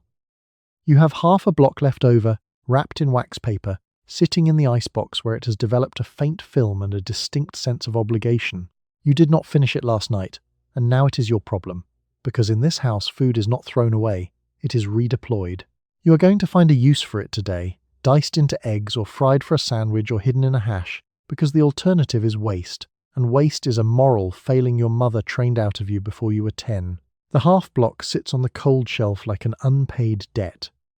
You are aware of it every time you open the icebox door, a small pink obligation gazing back at you from behind the milk, and it will not stop being your responsibility until it has been eaten by someone. This is the iron law of the household economy. Nothing edible leaves this kitchen except through a person, and the half block is not exempt just because it is inconvenient and slightly past its best moment. Your mother lived through years that made waste feel like a sin against God, and she passed the horror of it directly into your hands. You cannot scrape a plate into the bin without hearing her voice. A crust, a rind, a spoonful of anything, and there she is, reminding you of a decade when a family would have wept over what you are about to throw out. It is not guilt exactly. It is inheritance, deep, unshakable, and entirely involuntary. the household thrift of a hungry generation living on inside a daughter who never went hungry herself. So the half block gets its second life, and honestly, its second life is often better than its first. Diced small and browned in the pan, folded into eggs with a little onion, it becomes a hash that the family falls on with more enthusiasm than they showed the original slices. Leftovers, redeemed correctly, have a way of outshining the meal they came from, and you have built a whole quiet reputation on this alchemy, the turning of yesterday's remainder into today's small triumph. Nobody ever suspects they are eating the same meat twice. The icebox itself is a battlefield of these small obligations, and you are its only general. A half block here, a cup of gravy there, the end of a loaf, 3 cold potatoes, a spoon of peas and a saucer under a plate. Each one is a fragment that must be tracked, remembered, and reintroduced into a meal before it turns, and you hold the entire shifting inventory in your head at all times, a running ledger nobody else in the family knows exists. They open the door and see food. You open the door and see a schedule. Your sister Marguerite, who has help and does not do her own kitchen, once watched you build a whole supper out of icebox remnants and called it a kind of magic. You laughed, because it is not magic. It is arithmetic and memory, and a horror of waste. But you did not correct her, because there is a small vanity in being thought magical when you are really just being relentlessly, invisibly careful. Let her think it is magic. The magic is simply a woman who never once forgets what is on the cold shelf. By evening the half block is gone, transformed into a breakfast hash that emptied the pan, its debt paid in full, its obligation discharged. The icebox is one item lighter and one worry smaller, and you feel the specific satisfaction of having let nothing spoil on your watch. It is a tiny victory, invisible to everyone, counted by no one but you.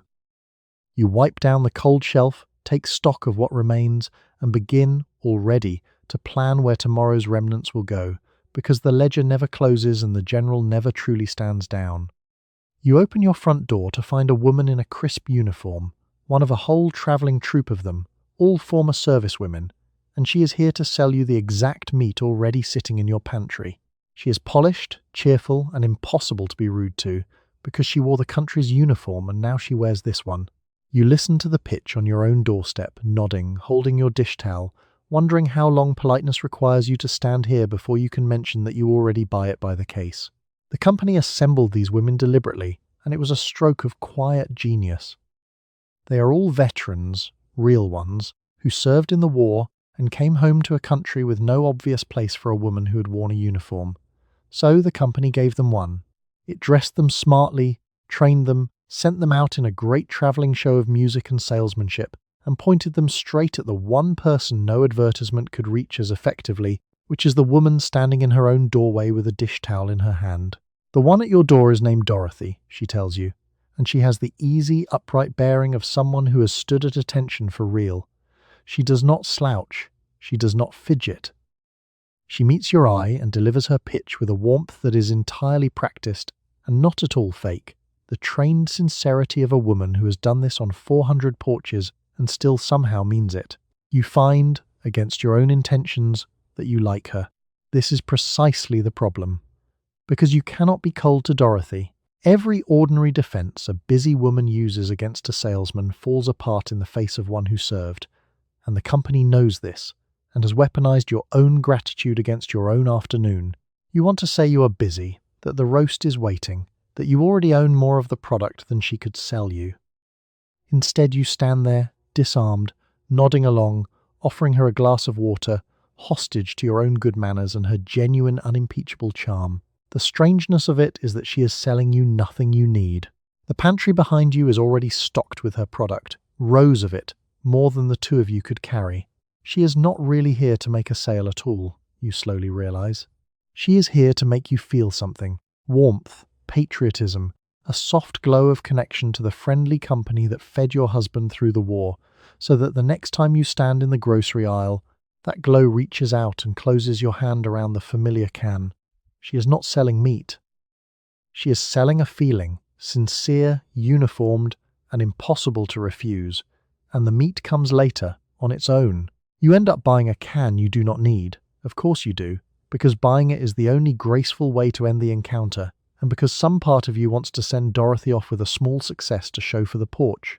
She thanks you like you have done her a kindness rather than the other way around, tucks her order pad away, and moves down the walk to your neighbour's door, upright and bright and relentless. A one-woman army of good feeling advancing through the neighbourhood. You close the door and look down at the unnecessary can in your hand, and you laugh, a little, at how thoroughly and pleasantly you have just been handled. You were never going to say no. They built the whole troop around the fact that you were never going to say no. You carry the can to the pantry, where it joins its many identical brothers, and you file Dorothy away as one more small, warm, expertly engineered reason the meat has conquered your house. You have the radio on while you work, the way you always do, and the same company that fills your pantry now fills your afternoon. The troop of women who came to your door also has a program, an hour of music and cheer arranged around the reliable center of the product. You hum along without deciding to, your hands busy at the sink, the melody folding itself into the rhythm of your chores. By the time the hour ends, you could not say what you heard, only that the meat has now colonized your morning as thoroughly as your evening. The radio is the third adult in the house, and it never stops talking. It keeps you company through the long, solitary hours between the bus in the morning and the bus in the afternoon, when the children are gone and the rooms are quiet and the work is endless and no one is there to see it done. You would go a little mad in the silence. So you fill it with the radio, and the radio, in return, fills you with the gentle, relentless message of the people who paid for the hour. The jingle is the clever part, and it is genuinely clever. You have to give them that. It is short, bright, and impossibly sticky, a little melody engineered to lodge in the mind and refuse to leave, and it works on you exactly as designed. You catch yourself humming it at the clothesline. You hum it, stirring a pot. It surfaces, uninvited, while you are doing something else entirely. A small musical tenant that pays no rent and cannot be evicted. And every time it plays in your head, it says, softly, the name of the can. Your mother distrusts the radio for exactly this reason. She grew up in a quieter house, and she thinks a machine that sings advertisements into your kitchen all day is a kind of soft invasion, cheerful, tuneful, and not to be trusted. She is right, of course. She is also lonely in her quiet house, and you are not, in your loud one, and that trade is not as simple as she makes it sound. The radio sells you things. The radio also keeps you company. You've decided the company is worth the selling most days. The program itself is a marvel of soft persuasion. There is real music, genuinely pleasant, performed by the same veterans who march in the parades, and it earns your affection honestly before it ever mentions the product. By the time the gentle plug arrives, tucked between two songs, your defenses are down and your feelings are warm, and the meat slides into your good mood like a friend of a friend at a party, welcomed without scrutiny simply for the company it keeps. That is not an accident. That is the whole design. And it works on you, all of it, and you know it works, and knowing does not stop it working. This is the part that would trouble you if you had time to be troubled. You can see the machinery, the jingle, the warmth, the plug, laid out plainly, and you still walk into the grocery store humming their tune and reach for their can. Seeing the trap and stepping into it anyway is the particular condition of the modern woman, surrounded on all sides by pleasant, tuneful, expertly aimed persuasion, and simply too busy to resist all of it all of the time. The hour ends, the program signs off with its bright little farewell, and you snap the radio to a different station, humming the jingle still, the name of the can circling your mind like a tune you chose, which it was not, which it never was. You finish the dishes to a melody a company wrote, in a kitchen a company furnished with feeling, and you do not mind nearly as much as your mother thinks you should.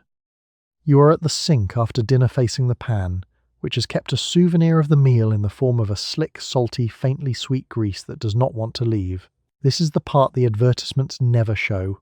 The frying is quick, and the eating is quicker, but the pan is a commitment. You attack it with hot water and the harsh yellow soap, working the residue loose while the water runs, because the pan has to be ready for breakfast. And breakfast, as you well know, is going to involve exactly the same slices in exactly the same pan.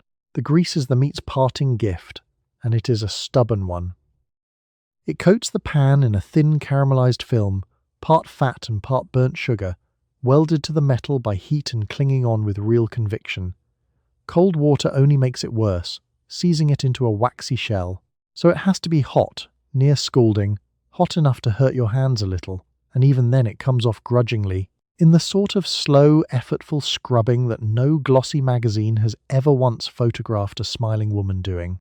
The magazines end the story at the table. There is the radiant family, the gleaming casserole, the mother beaming down at her handiwork, and then the picture stops, tastefully, before the part where she is elbow deep in grey water late in the evening, long after the children are asleep, scraping congealed fat off a skillet. The dishes are the hidden second shift, the unpaid postscript to every meal, and there is no version of dinner, however modest or however grand, that does not end here, at this sink, with these hands, in this water, going slowly cold. Your hands know this water too well. They are in it several times a day, every day, and they show it, chapped, reddened, and perpetually sore, the dishwater hands the lotion advertisements promise to rescue and never quite do. You keep a jar of cream on the windowsill and you rub it in at night, a small, futile ritual against a tide that comes in 3 times daily. The pan wins in the long run. The pan always wins, but you keep the cream on the sill anyway, a little flag of resistance planted at the edge of the sink. The work has a rhythm to it at least, and rhythm is a mercy. Scrub, rinse, stack, the same 3 motions in the same order, your hands moving through the pile while your mind wanders off somewhere pleasanter, out the dark window, into tomorrow, back through the day. The body does the dishes and the mind goes free, and after enough years the two have made a quiet peace, the drudgery running itself while you, the real you, drift somewhere the soap cannot reach. Old Mrs. Grabowski, who has done this longer than you have been alive, told you once that a woman is never truly finished, only briefly caught up, and that the dishes are simply the proof of it. There is no last dish, ever. You wash the final plate and set it to dry, and in the morning it will be dirty again, and the pan will be greasy again, and the whole patient cycle will begin again, world without end. She said it without bitterness. She had made her peace. You are still, some nights, making yours. The pan comes clean at last, the film finally surrendering to the hot water and the hard soap and your refusal to quit before it does. You rinse it, dry it, and hang it back on its hook, ready and waiting, primed for the identical slices it will fry at dawn. You wipe down the sink, wring out the cloth, and turn off the light over the counter, the kitchen finally, briefly, at rest, until the whole thing starts over in a few short hours. You are in a British kitchen with a ration book that dictates the terms of every meal, and the fresh meat you would prefer is simply not available at any price. What is available, thanks to the Americans, is the can. So you do what the whole island has learned to do. You slice it, you dip each slice in a plain batter, and you lower it into hot fat until it puffs and browns into a fritter. It is not what your mother served, but it is hot, it is filling, and under rationing that is very nearly a feast. The ration book runs your life now, a small buff-coloured booklet of coupons that decides how much of anything your family may have this week, and the answer is always less than you would like. Meat, real meat, is rationed to a few ounces a person, gone in a single meal, and for the rest of the week you make do. Into that gap steps the American can, unrationed, plentiful, shipped across a submarine-haunted ocean by an ally who apparently has more pork than it knows what to do with. You did not choose it. The war chose it for you. The batter is the whole trick, and it is a trick born of necessity. A slice of the meat on its own is a thin meal, but wrap it in a coat of flour and water and drop it in hot fat, and it swells into something twice its size, crisp and golden and satisfying, in a way that has almost nothing to do with the modest slice hidden inside. The fritter is a small act of culinary conjuring, turning not enough into enough, and every cook on the street has mastered it because every cook on the street has had to. Your neighbour, Mrs. Pemberton, has strong feelings about the correct thickness of the batter and shares them whether or not you ask. She holds up a floured finger to make her point, insists the batter must be thin enough to crisp but thick enough to swell, and treats the whole matter with the seriousness of a woman defending the last standards of a civilization under siege, which, in her mind, she rather is. The Germans can bomb the docks, but they will not, Mrs. Pemberton makes clear, get her fritters wrong. The children love them, and this is the small mercy of the thing. To a child who has known nothing but rationing, the fritter is not a compromise or a hardship, it is simply a treat, hot and crisp and golden, the best thing on a very thin table. They do not remember the roasts of before. They do not mourn what they never had. They fall on the fritters with an uncomplicated joy that steadies something in you, because a child eating happily is a child who does not yet know how frightened the grown-ups are. There is a strange gratitude in it too, tangled up with everything else. You will never say a warm word about the war, but the can, at least, you can be grateful for, this dependable, unglamorous, faintly ridiculous tin that crossed an ocean to sit on your shelf and feed your family when your own country could not. It is not pride. It is closer to relief, deep, quiet, and slightly ashamed, the relief of a mother who found a way to fill the plates one more week. The fritters come out of the fat golden and hissing, and you drain them on yesterday's newspaper and carry them to the table, where the family waits with the sharp appetite that rationing sharpens in everyone. It is not much. It is, tonight, enough. You will do it again tomorrow, and the day after, for as long as the book decides and the cans keep crossing the sea, and you will make each thin week stretch into a fed one, because that is the whole of the job now, and you are good at it. You are behind a lunch counter in the islands, and the most popular thing you make all day is built around the same canned meat a mainland soldier once cursed. You fry a slice in a sweet soy glaze until it shines, press a firm block of warm rice into a mold, lay the meat on top, and wrap the whole thing in a band of dark seaweed. You make them by the dozen. They sell as fast as your hands can shape them, to school children and construction workers and everyone in between. A handheld meal the war left behind and the islands made their own. The meat came here the way it came everywhere, on a military ship, in a mountain of crates, during years when the islands were one enormous base and the tins arrived faster than anyone could eat them. But here, something different happened. Instead of resenting it, the islands adopted it, folded it into what was already on the table, married it to rice and seaweed and soy, and produced something the mainland never imagined. A small, perfect parcel that is entirely local and entirely built on a can from a cold town 2,000 miles away.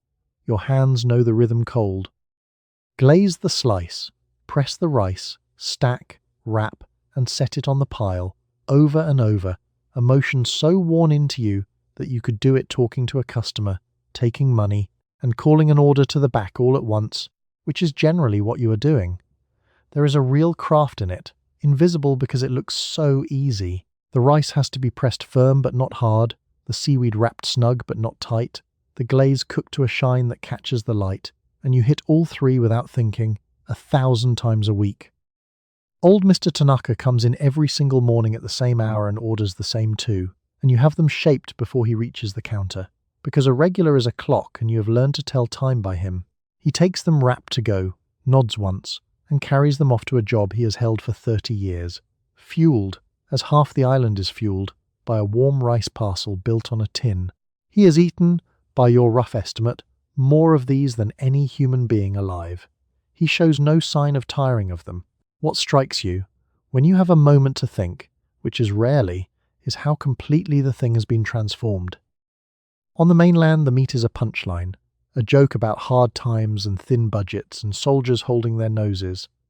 Here it is neither humble nor ashamed. It is a favourite, a craving, a genuine local delicacy that people choose freely when they could choose anything. Warm, sweet, and satisfying, sold with pride and eaten with joy. Same can. Completely different life. The islands simply refuse to receive it as an insult. The line never really stops, and that is the truest measure of the thing. All day they come, the school kids with their coins, the workers on their breaks, the grandmothers buying a stack for the beach, everyone reaching for the same small parcel you have made 10,000 times. There is no marketing here, no jingle, no troop of uniformed women. There is just a food the islands decided to love, on its own merits, long after the ships and the crates and the war that brought it had gone. You glaze another slice, press another block of rice, and add another finished parcel to the diminishing pile, already reaching for the next order before the last customer has counted out their change. By afternoon you will have made more than you can count, and tomorrow you will make that many again, feeding an island that took a wartime ration and, without asking anyone's permission, turned it into home. You are holding a boxed and ribboned gift set, and inside it, arranged as carefully as fine chocolates, are cans of the same pork a soldier once threw insults at. This is a proper present, the kind you give to a boss or an elder or an in-law you wish to impress. There is a protocol to it. You present it with two hands. You accept it with gratitude. In this country, on this holiday, a tidy box of canned meat is not a joke but a statement of respect, and you would no more mock it than mock the giver. The gift set is a beautiful object, and it is meant to be.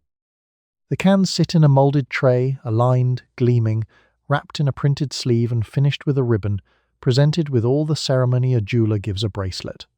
Nothing about it says lowly. Everything about it says considered, generous, correct. To the eye that grew up with the meat as a mainland punchline, the sight is genuinely startling.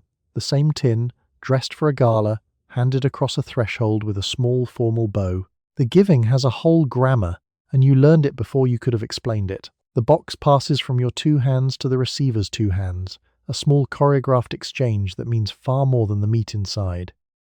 You do not tear into it in front of the giver.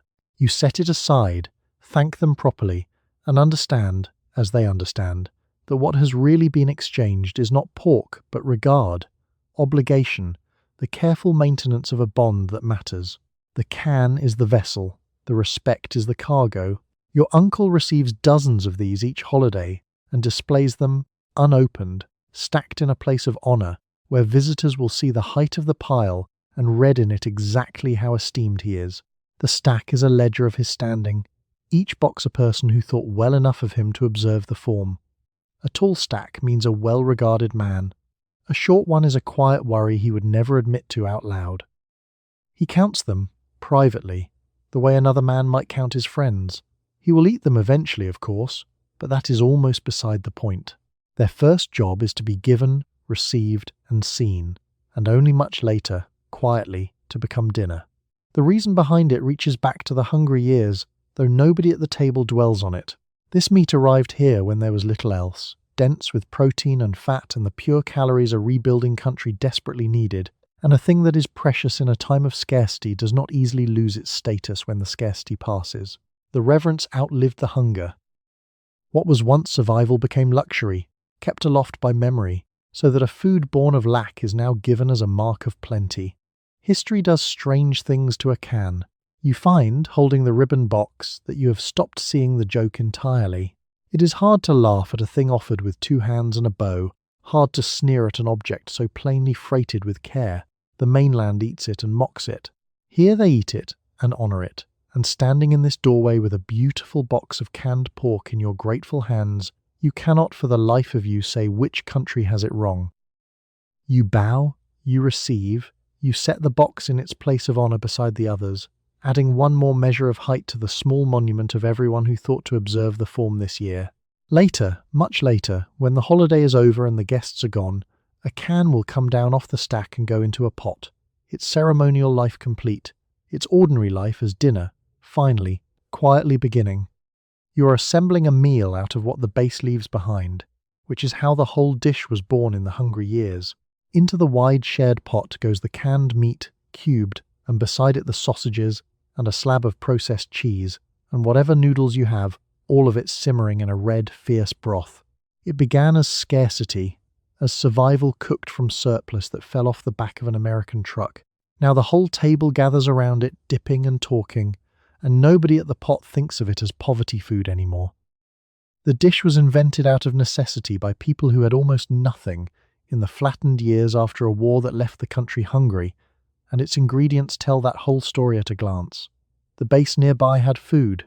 The people nearby did not, and so the surplus crossed the fence, by trade or by charity or by means best not examined too closely, and landed in a pot with local broth and local spice, and a new dish was born from the collision, half American commissary and half something much older, stirred together into a single bubbling bowl.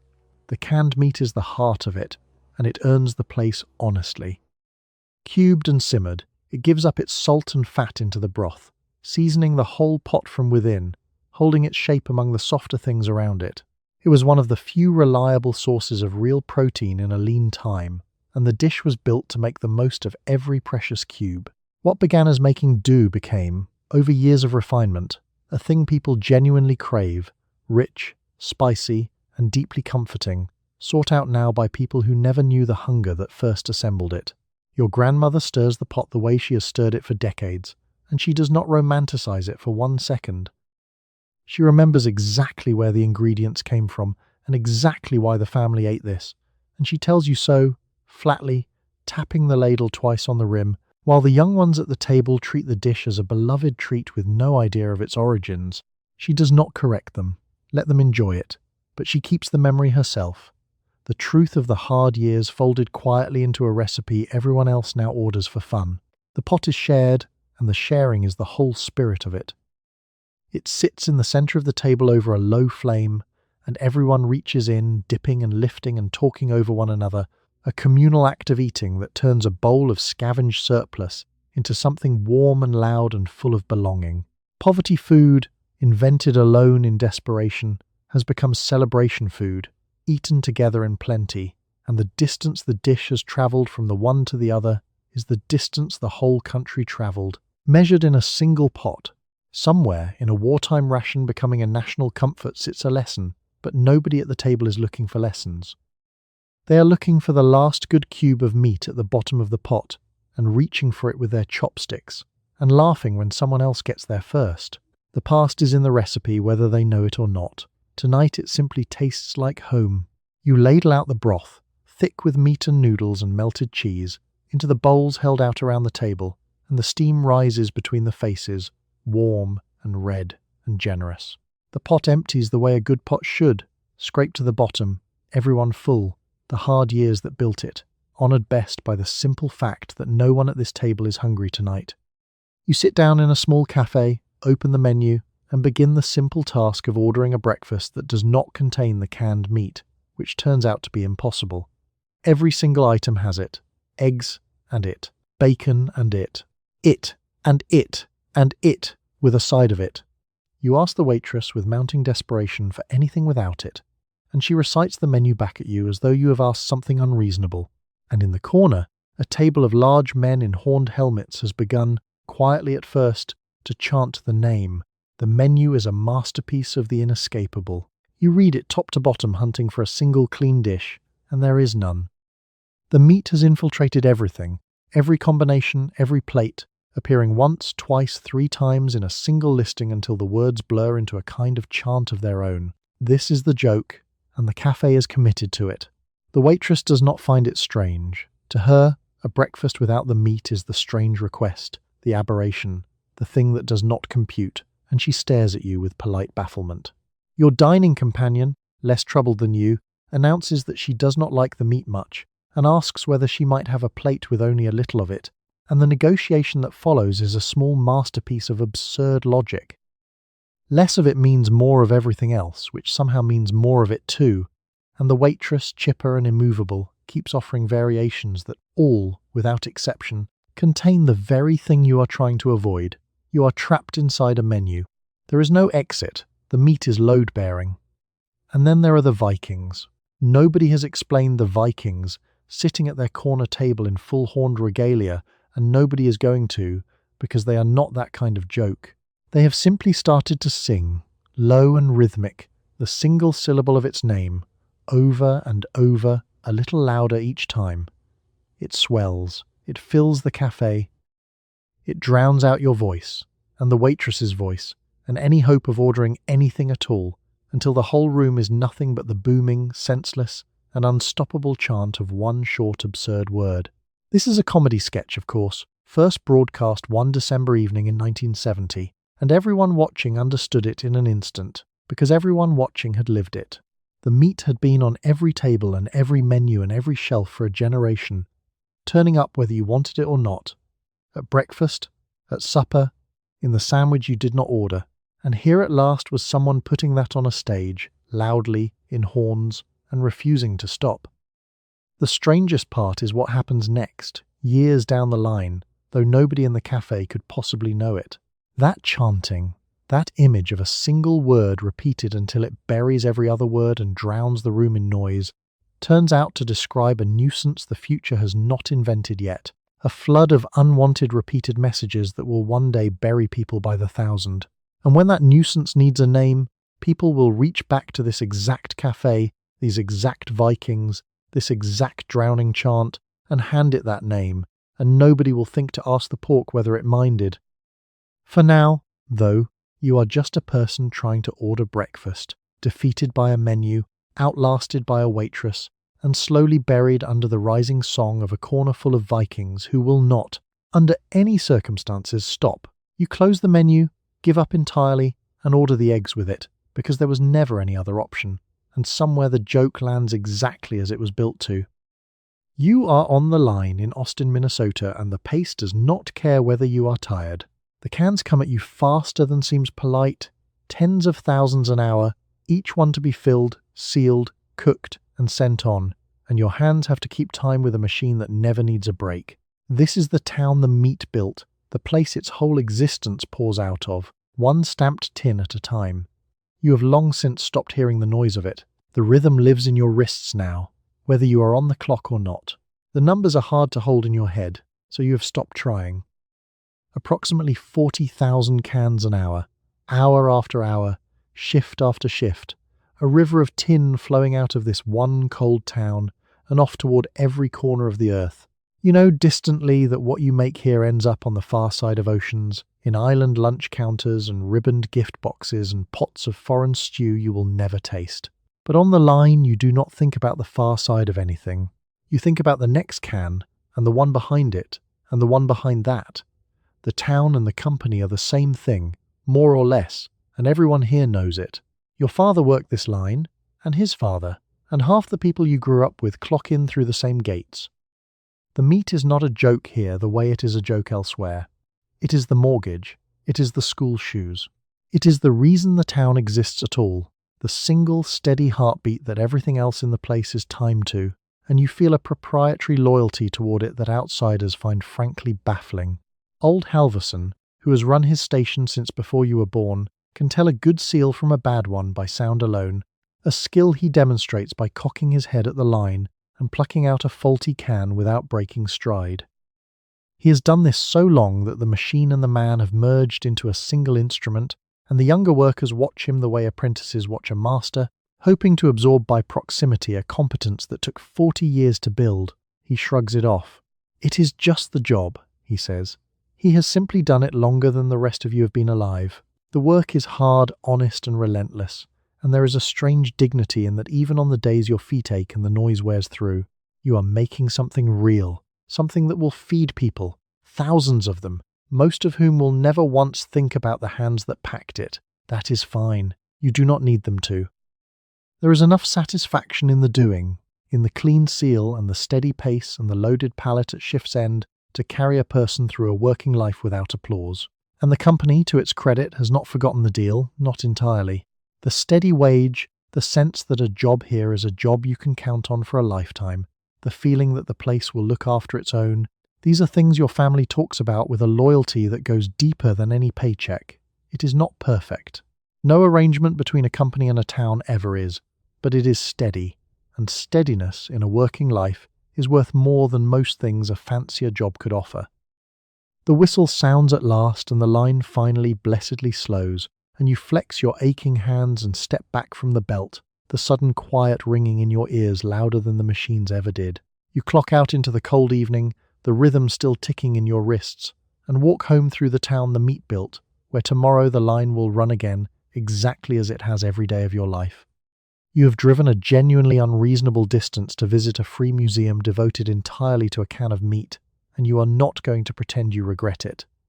You came on purpose. You will pose beside the wall of stacked cans. You will photograph the oversized replica of the winding key. You will move through the whole earnest tribute at the pace the exhibits ask of you, reading every placard, because you are a person who drives to the middle of Minnesota to honor lunch, and today, gloriously, you are among your people. The pilgrimage is the point, and everyone here has made it.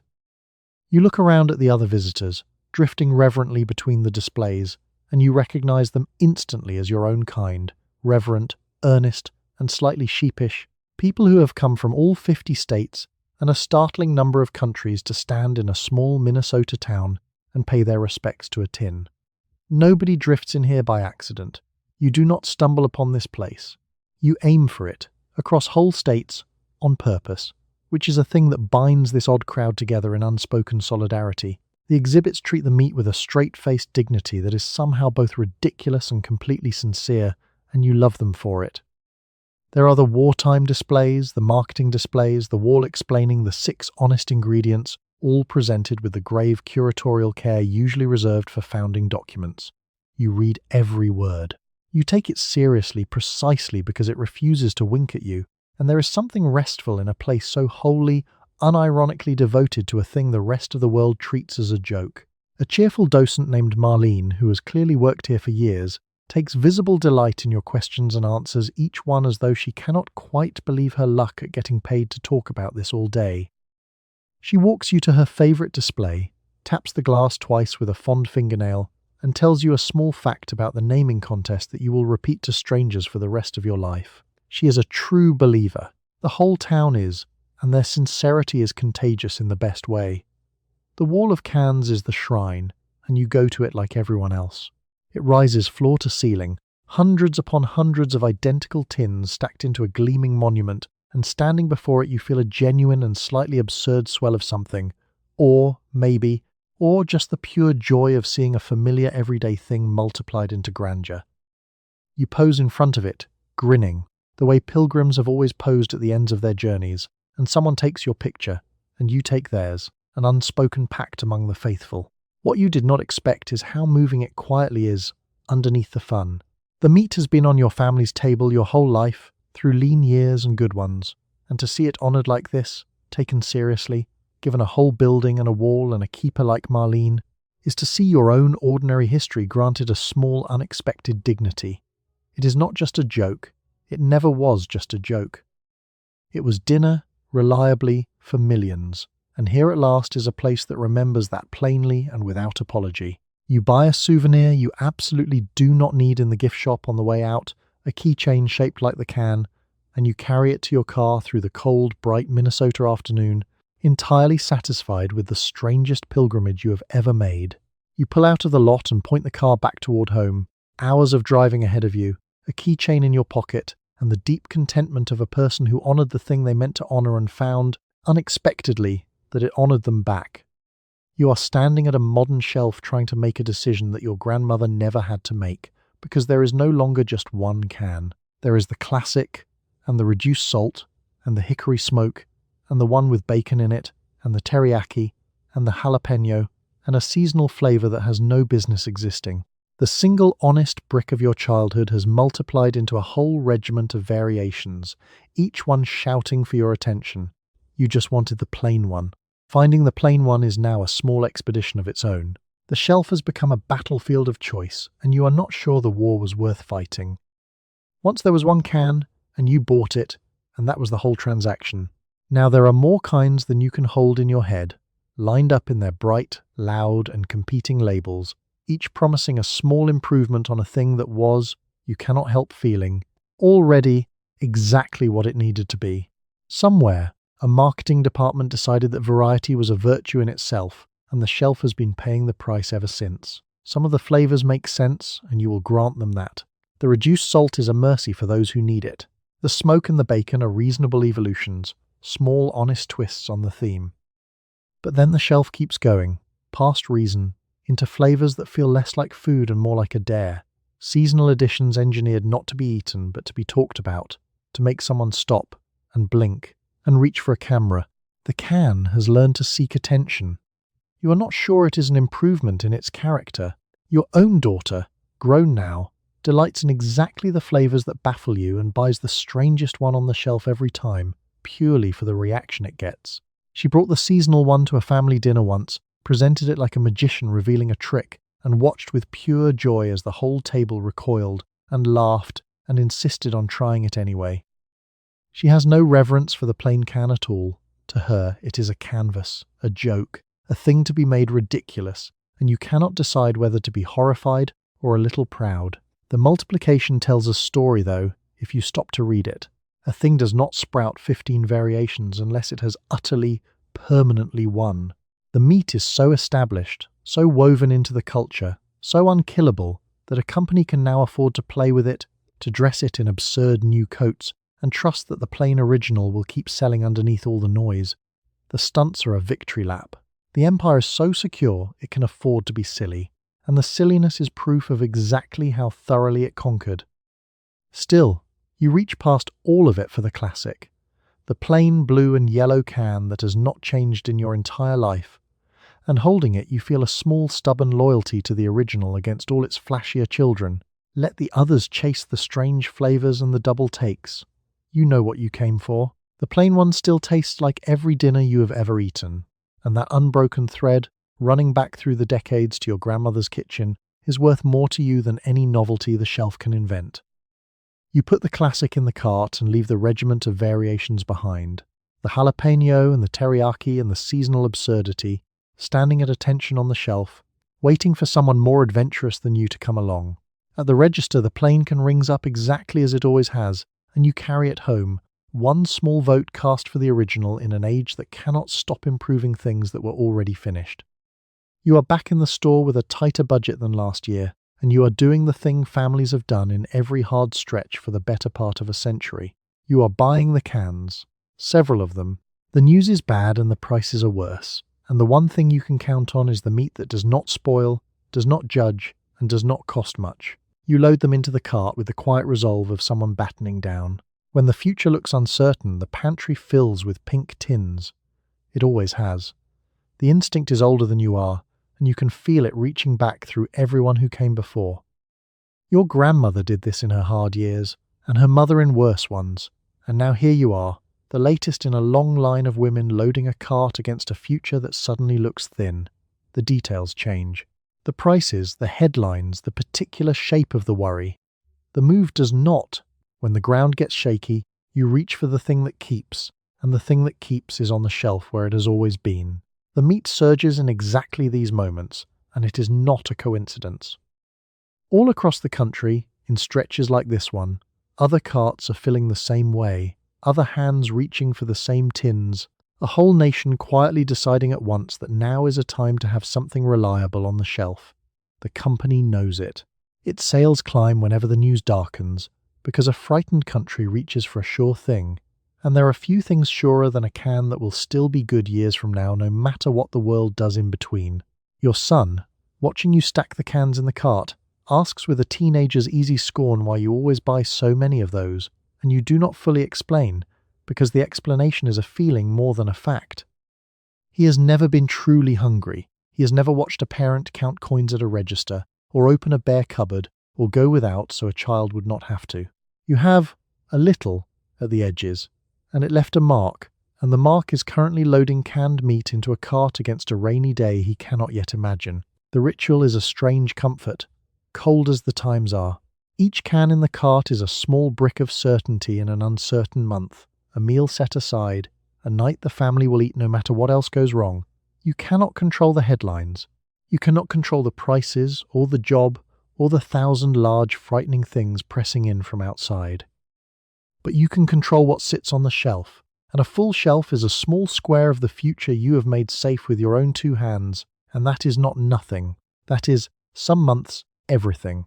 The cans are modest armor, cheap, plain, and unglamorous, but they are the armor you can afford, and you have never once been ashamed to wear it. Let the comfortable sneer at the pantry full of tins. They have never needed it. You have, and you may again, and you would rather be the woman with a full shelf and no crisis than the woman caught flat when the crisis comes. Your grandmother taught you that without words, just by doing it, and you are teaching it now the same way whether your son is watching closely or not. You pay for the cans, more of them than a good month would need, and you load them into the car with the grim, small satisfaction of having quietly secured a few more certain nights against an uncertain stretch. At home they go to the back of the pantry, rank on rank, the old insurance freshly renewed, waiting in the dark exactly as they have waited for every family that ever feared a lean tomorrow. You are sitting in a restaurant with cloth napkins, and you have just ordered, of your own free will, a small plate of the canned meat your family once ate to save money, and it is going to cost you $15. The chef has done something to it, glazed it, crisped it, arranged it beside things with French names. You are paying restaurant prices for a childhood you spent trying to escape. And the strange part, the part you did not expect, is that it is genuinely, unapologetically good. You order a second plate. You tip well. You say nothing. The menu lists it without a hint of irony, which is the first surprise. There is no wink, no apology, no little joke acknowledging what it is. It sits there among the oysters and the aged steaks as though it belongs, priced accordingly, described in the same loving language as everything else, and the waiter recites it with a straight face and evident pride. Somewhere between your childhood and now, the tin crossed a line you did not see it cross, from thing you hid to thing you flaunt, and nobody sent you the memo.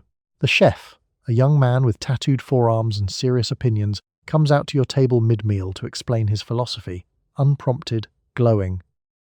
He talks about the salt, the fat, the way a slice caramelizes and crisps at the edges in a hot pan, praising with real reverence the exact qualities a soldier once cursed on a tin tray. He is not being clever. He means every word. To him, the meat is not a joke or a slumming novelty, but an honest ingredient, and he has simply stopped apologizing for it, which turns out to be the whole trick. And here is the thing that unsettles you as you eat, the thing you turn over between bites. Your grandmother served this to save money, quietly, a little ashamed, dressing it up as ham so the neighbours would not see. And here you are 2 generations later paying a small fortune for it, praised by a chef on cloth napkins as a delicacy. Nothing about the meat changed. It is the same 6 ingredients it always was, plain, honest, and unchanged. The only thing that changed is the story wrapped around it, and the story has been doing very well for itself lately. There is something almost tender in the reversal. Once the surprise wears off, the food your family ate in the lean years, the reliable brick that got them through, has been set down here on cloth napkins, glazed and crisped, and arranged beside things with French names, while a young man with tattooed forearms explains its virtues to the room. It took the culture the better part of a century to arrive at the exact spot where your grandmother already stood, scoring diamonds into a can and hoping the neighbours would not look too closely. You think of your grandmother while you eat, of the cloves and the pineapple and the careful staging, of the pride she took in making a little look like a lot. She would not believe this restaurant. She would be scandalized by the price, and then, you suspect, quietly delighted, because it would mean that the thing she was faintly ashamed of turned out, in the end, to be worth flaunting all along. You wish you could tell her. You order the second plate partly for her. The bill comes, absurd and unashamed, and you pay it without a flicker, because you have just eaten your own history dressed in French names and found it, against every expectation, delicious.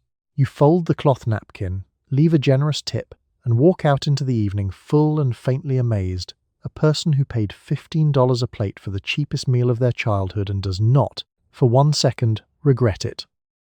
You are frying a slice for no particular reason on an ordinary evening when the memory arrives without permission, carried on the sweet, salty air rising off the pan.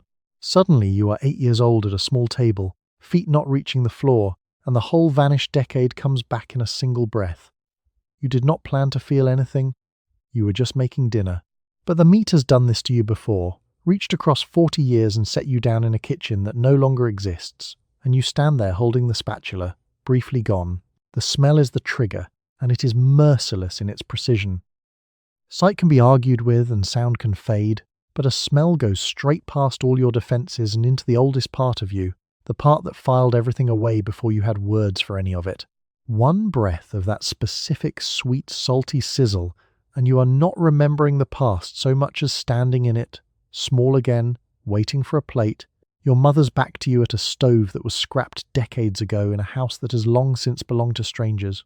Your mother is there in the memory, unmistakably, though she has been gone for years. You can see her exactly, the house address, the particular way she stood at the stove with one hip cocked, the sound of the fat spitting, and her voice telling you to set the table. It is almost unbearable, the completeness of it, an entire lost person delivered whole, warm, and complete by nothing more than a slice of meat in a hot pan. You did not know you still held all of that. The smell knew. The smell held it for you, patient, for 40 years. Nobody writes songs about canned meat. Nobody expects a tin from the back of the pantry to carry the whole freight of a childhood. And yet this one does, because it was always there, in the background of 10,000 ordinary evenings, soaking up the feeling of a whole era while nobody was watching, until one night it hands the feeling back all at once and knocks the breath out of you at your own stove. The memory is not even a special one, which is somehow what makes it devastating. It is just a Tuesday, just an ordinary dinner in an ordinary year, the kind of evening that happened 1,000 times and that you never once thought to treasure because it seemed so endlessly available. You did not know those evenings were finite. You did not know you would stand here decades later and give anything to have one back. The meat did not know either. It just kept the receipt, and now it is showing it to you, unbidden, over a frying pan. You let yourself stay in it for a moment, because these ambushes are rare and you have learned not to waste them. The dead come back so seldom, and so briefly, and almost never on purpose, and if a slice of frying meat is going to hand you your mother and your childhood kitchen for the length of one breath, you are going to stand still and receive them and not rush back to the ordinary evening until you absolutely must. Grief and gratitude, it turns out, smell exactly the same coming off a hot pan. Then the slice starts to catch at the edges, and the present tugs at your sleeve, and you come back to your own kitchen, your own stove, your own dinner waiting to be finished, the memory releasing you as gently as it grabbed you. You flip the slice, and plate it, and wipe your eyes with the back of your wrist, and set the plate on the table, and call the family in to eat before it goes cold. You have a grandchild at your elbow tonight, and you are passing down the one recipe your own mother swore by, the dress it up like a ham performance you have done 1,000 times. You show the small hands how to score the diamonds, how to press each clove into its cross, how to pin the pineapple so it holds. The child is delighted by the toothpicks and suspicious of the meat, exactly as you once were. You are not really teaching a recipe. You are handing over a piece of how your people got through, one clove at a time. The small hands are clumsy, serious, and painfully careful, and you guide them without taking over, because the doing is the whole point. You could score the diamonds yourself in half the time, straight and even, but that is not what tonight is for. Tonight is for the child to feel the give of the meat under the knife, to press a clove and have it stand, to pin a bright ring of pineapple and step back and see the thing begin to transform under their own hands. Competence is not taught by watching. It is taught by doing it badly first, beside someone patient. You tell the stories as you go, because the recipe without the stories is just a set of instructions. You tell about your mother, who did this in years when a real ham was a dream, and about the neighbours she fooled, and about the pride she took in making a little look like a lot. The child listens with half an ear, mostly focused on the toothpicks, but you know the stories are going in anyway, filed away below hearing, to surface someday far from now at another stove, in a kitchen you will never see. The grandchild, 7 and sceptical, holds up a slice and asks the exact question you once asked, what is this actually made of? And you feel the whole chain of it click into place. The same question, the same suspicious face, 2 generations apart, asked over the same pink slice. You give roughly the same answer your mother gave you, meat and salt and history, and you watch the skepticism lose to curiosity exactly as it did in you, and something in your chest goes quietly, achingly full. You keep your hands near the small ones, guiding without gripping, the way your mother once kept hers near yours. The advertisements and the factories and the clever jingles built the empire, but they are not what is happening at this counter tonight. What is happening at this counter is an old pair of hands and a small pair and a slightly ridiculous recipe passing between them, clove by clove, exactly the way it passed to you, without anyone ever thinking to write it down. And you know, even as you teach it, that the world has changed and the child may never need this trick, may grow up in easier years with a full plate and no reason to fool a neighbour into thinking a can is a ham. That is fine. That is, in fact, the hope that they will never need it the way your mother needed it, but they will have it anyway, tucked away, a small inheritance of resourcefulness against a lean day you pray never comes, and if it does, they will know what to do, because tonight you showed them. Into the oven it goes, scored and studded and pinned by 2 pairs of hands, and the child presses their face to the oven glass to watch it brown, as delighted and impatient as you were 60 years ago at the same glass in a different kitchen. When it comes out glazed and gleaming, the child beams up at you as if the 2 of you have performed real magic, and reaches, before it has even cooled, for a fresh clove and a toothpick, already wanting to make the next one. You are cleaning out the pantry, and there at the very back, behind everything, you find a can you do not remember buying. Its label a little faded, its contents perfectly, eerily fine. It has outlived the diet you started, the pledge to cook fresh, the whole run of better intentions you keep making and quietly abandoning. It simply waited, the way it always waits, indifferent to your resolutions. You could throw it out. You know you will not. You slide it back to the front of the shelf, where it belongs, ready for the night when nothing else is. The can has a patience that borders on the unsettling. Everything else in the pantry has a clock ticking inside it, the bread going stale, the milk turning, the fruit softening toward collapse, the whole shelf slowly racing its own expiration. The can does not race anything. It sits outside of time, calm, sealed, and effectively immortal, and it will still be exactly what it is when the bread is a memory, and the milk is long gone, and you yourself are a great deal older than you are tonight. It does not decay. It waits. You hold it in your hand and think about how much it has quietly outlasted. It outlasted the war that made it famous, and the soldiers who cursed it, and the housewives who dressed it as ham, and the Vikings who chanted its name. It outlasted your grandmother, and it will outlast you, sitting on some future shelf long after you are gone, unchanged, ready, waiting for a hand that is not yours to reach for it. On a hard night, you will not be there to see. There is something almost consoling in that, and something almost frightening, and you cannot quite separate the two. Old Dr. Feeney told you once, near the end of his own long life, that the things that last are rarely the things we expect, and he was talking about people, but you think now he might as well have been talking about this. The grand roasts and the fine cuts are gone by morning, celebrated and consumed and forgotten. It is the humble can, the one nobody sang about, that endures, precisely because it asked so little of anyone and outlasted everything that asked for more. Stubborn, silent, and immovable, it simply refused to go away, and refusing to go away turns out to be its own kind of victory. You hold it a moment longer, turning it so the faded label catches the light. It has no idea that it outlasted the war, the soldiers, the grand ambitions of every fancier food that ever shared its shelf. It only knows how to sit and keep and wait, and it goes on doing all three in your hand right now, cool and patient, and entirely unbothered by the honour of your attention.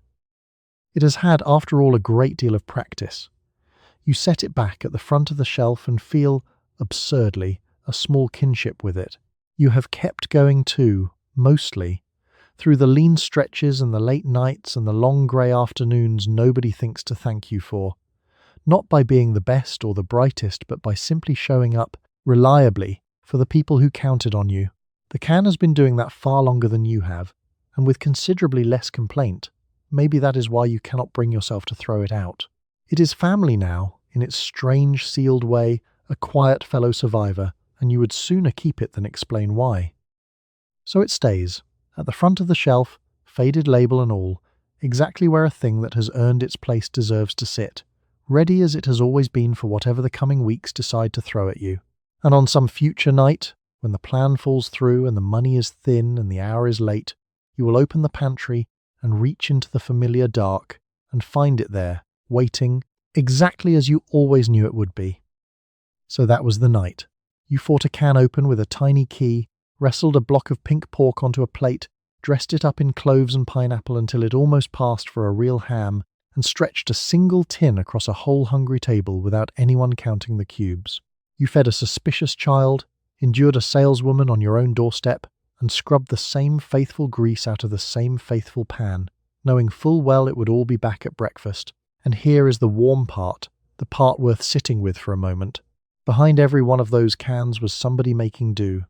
A soldier far from home, choking down the same meal for the 100th time so he could keep going. A woman stretching a thin paycheck into a table that looked like plenty. A family in a lean year quietly grateful that the pantry still held something that would not spoil. They were not fools for reaching for it. They were resourceful, and they fed the people they loved with what they had. It is a funny thing when you think about it that a cut of meat nobody wanted became the one thing people could always count on. Cheap, patient, and impossibly durable, waiting on the shelf for the night the plan fell through. It never needed to be loved. It only ever needed to be there. Thank you for spending this quiet hour here with me, drifting through the strange and gentle history of a little blue and yellow can. There is nothing left to fight open now, nothing to fry, nothing to prove to the neighbours, so let your shoulders drop, let the pan soak until morning. Let your breathing slow and settle. and let your eyes close all the way, down into the soft dark where no timer is going off and no guest is at the door. The pantry is stocked, the table is cleared, you have done enough for one day. Sleep well.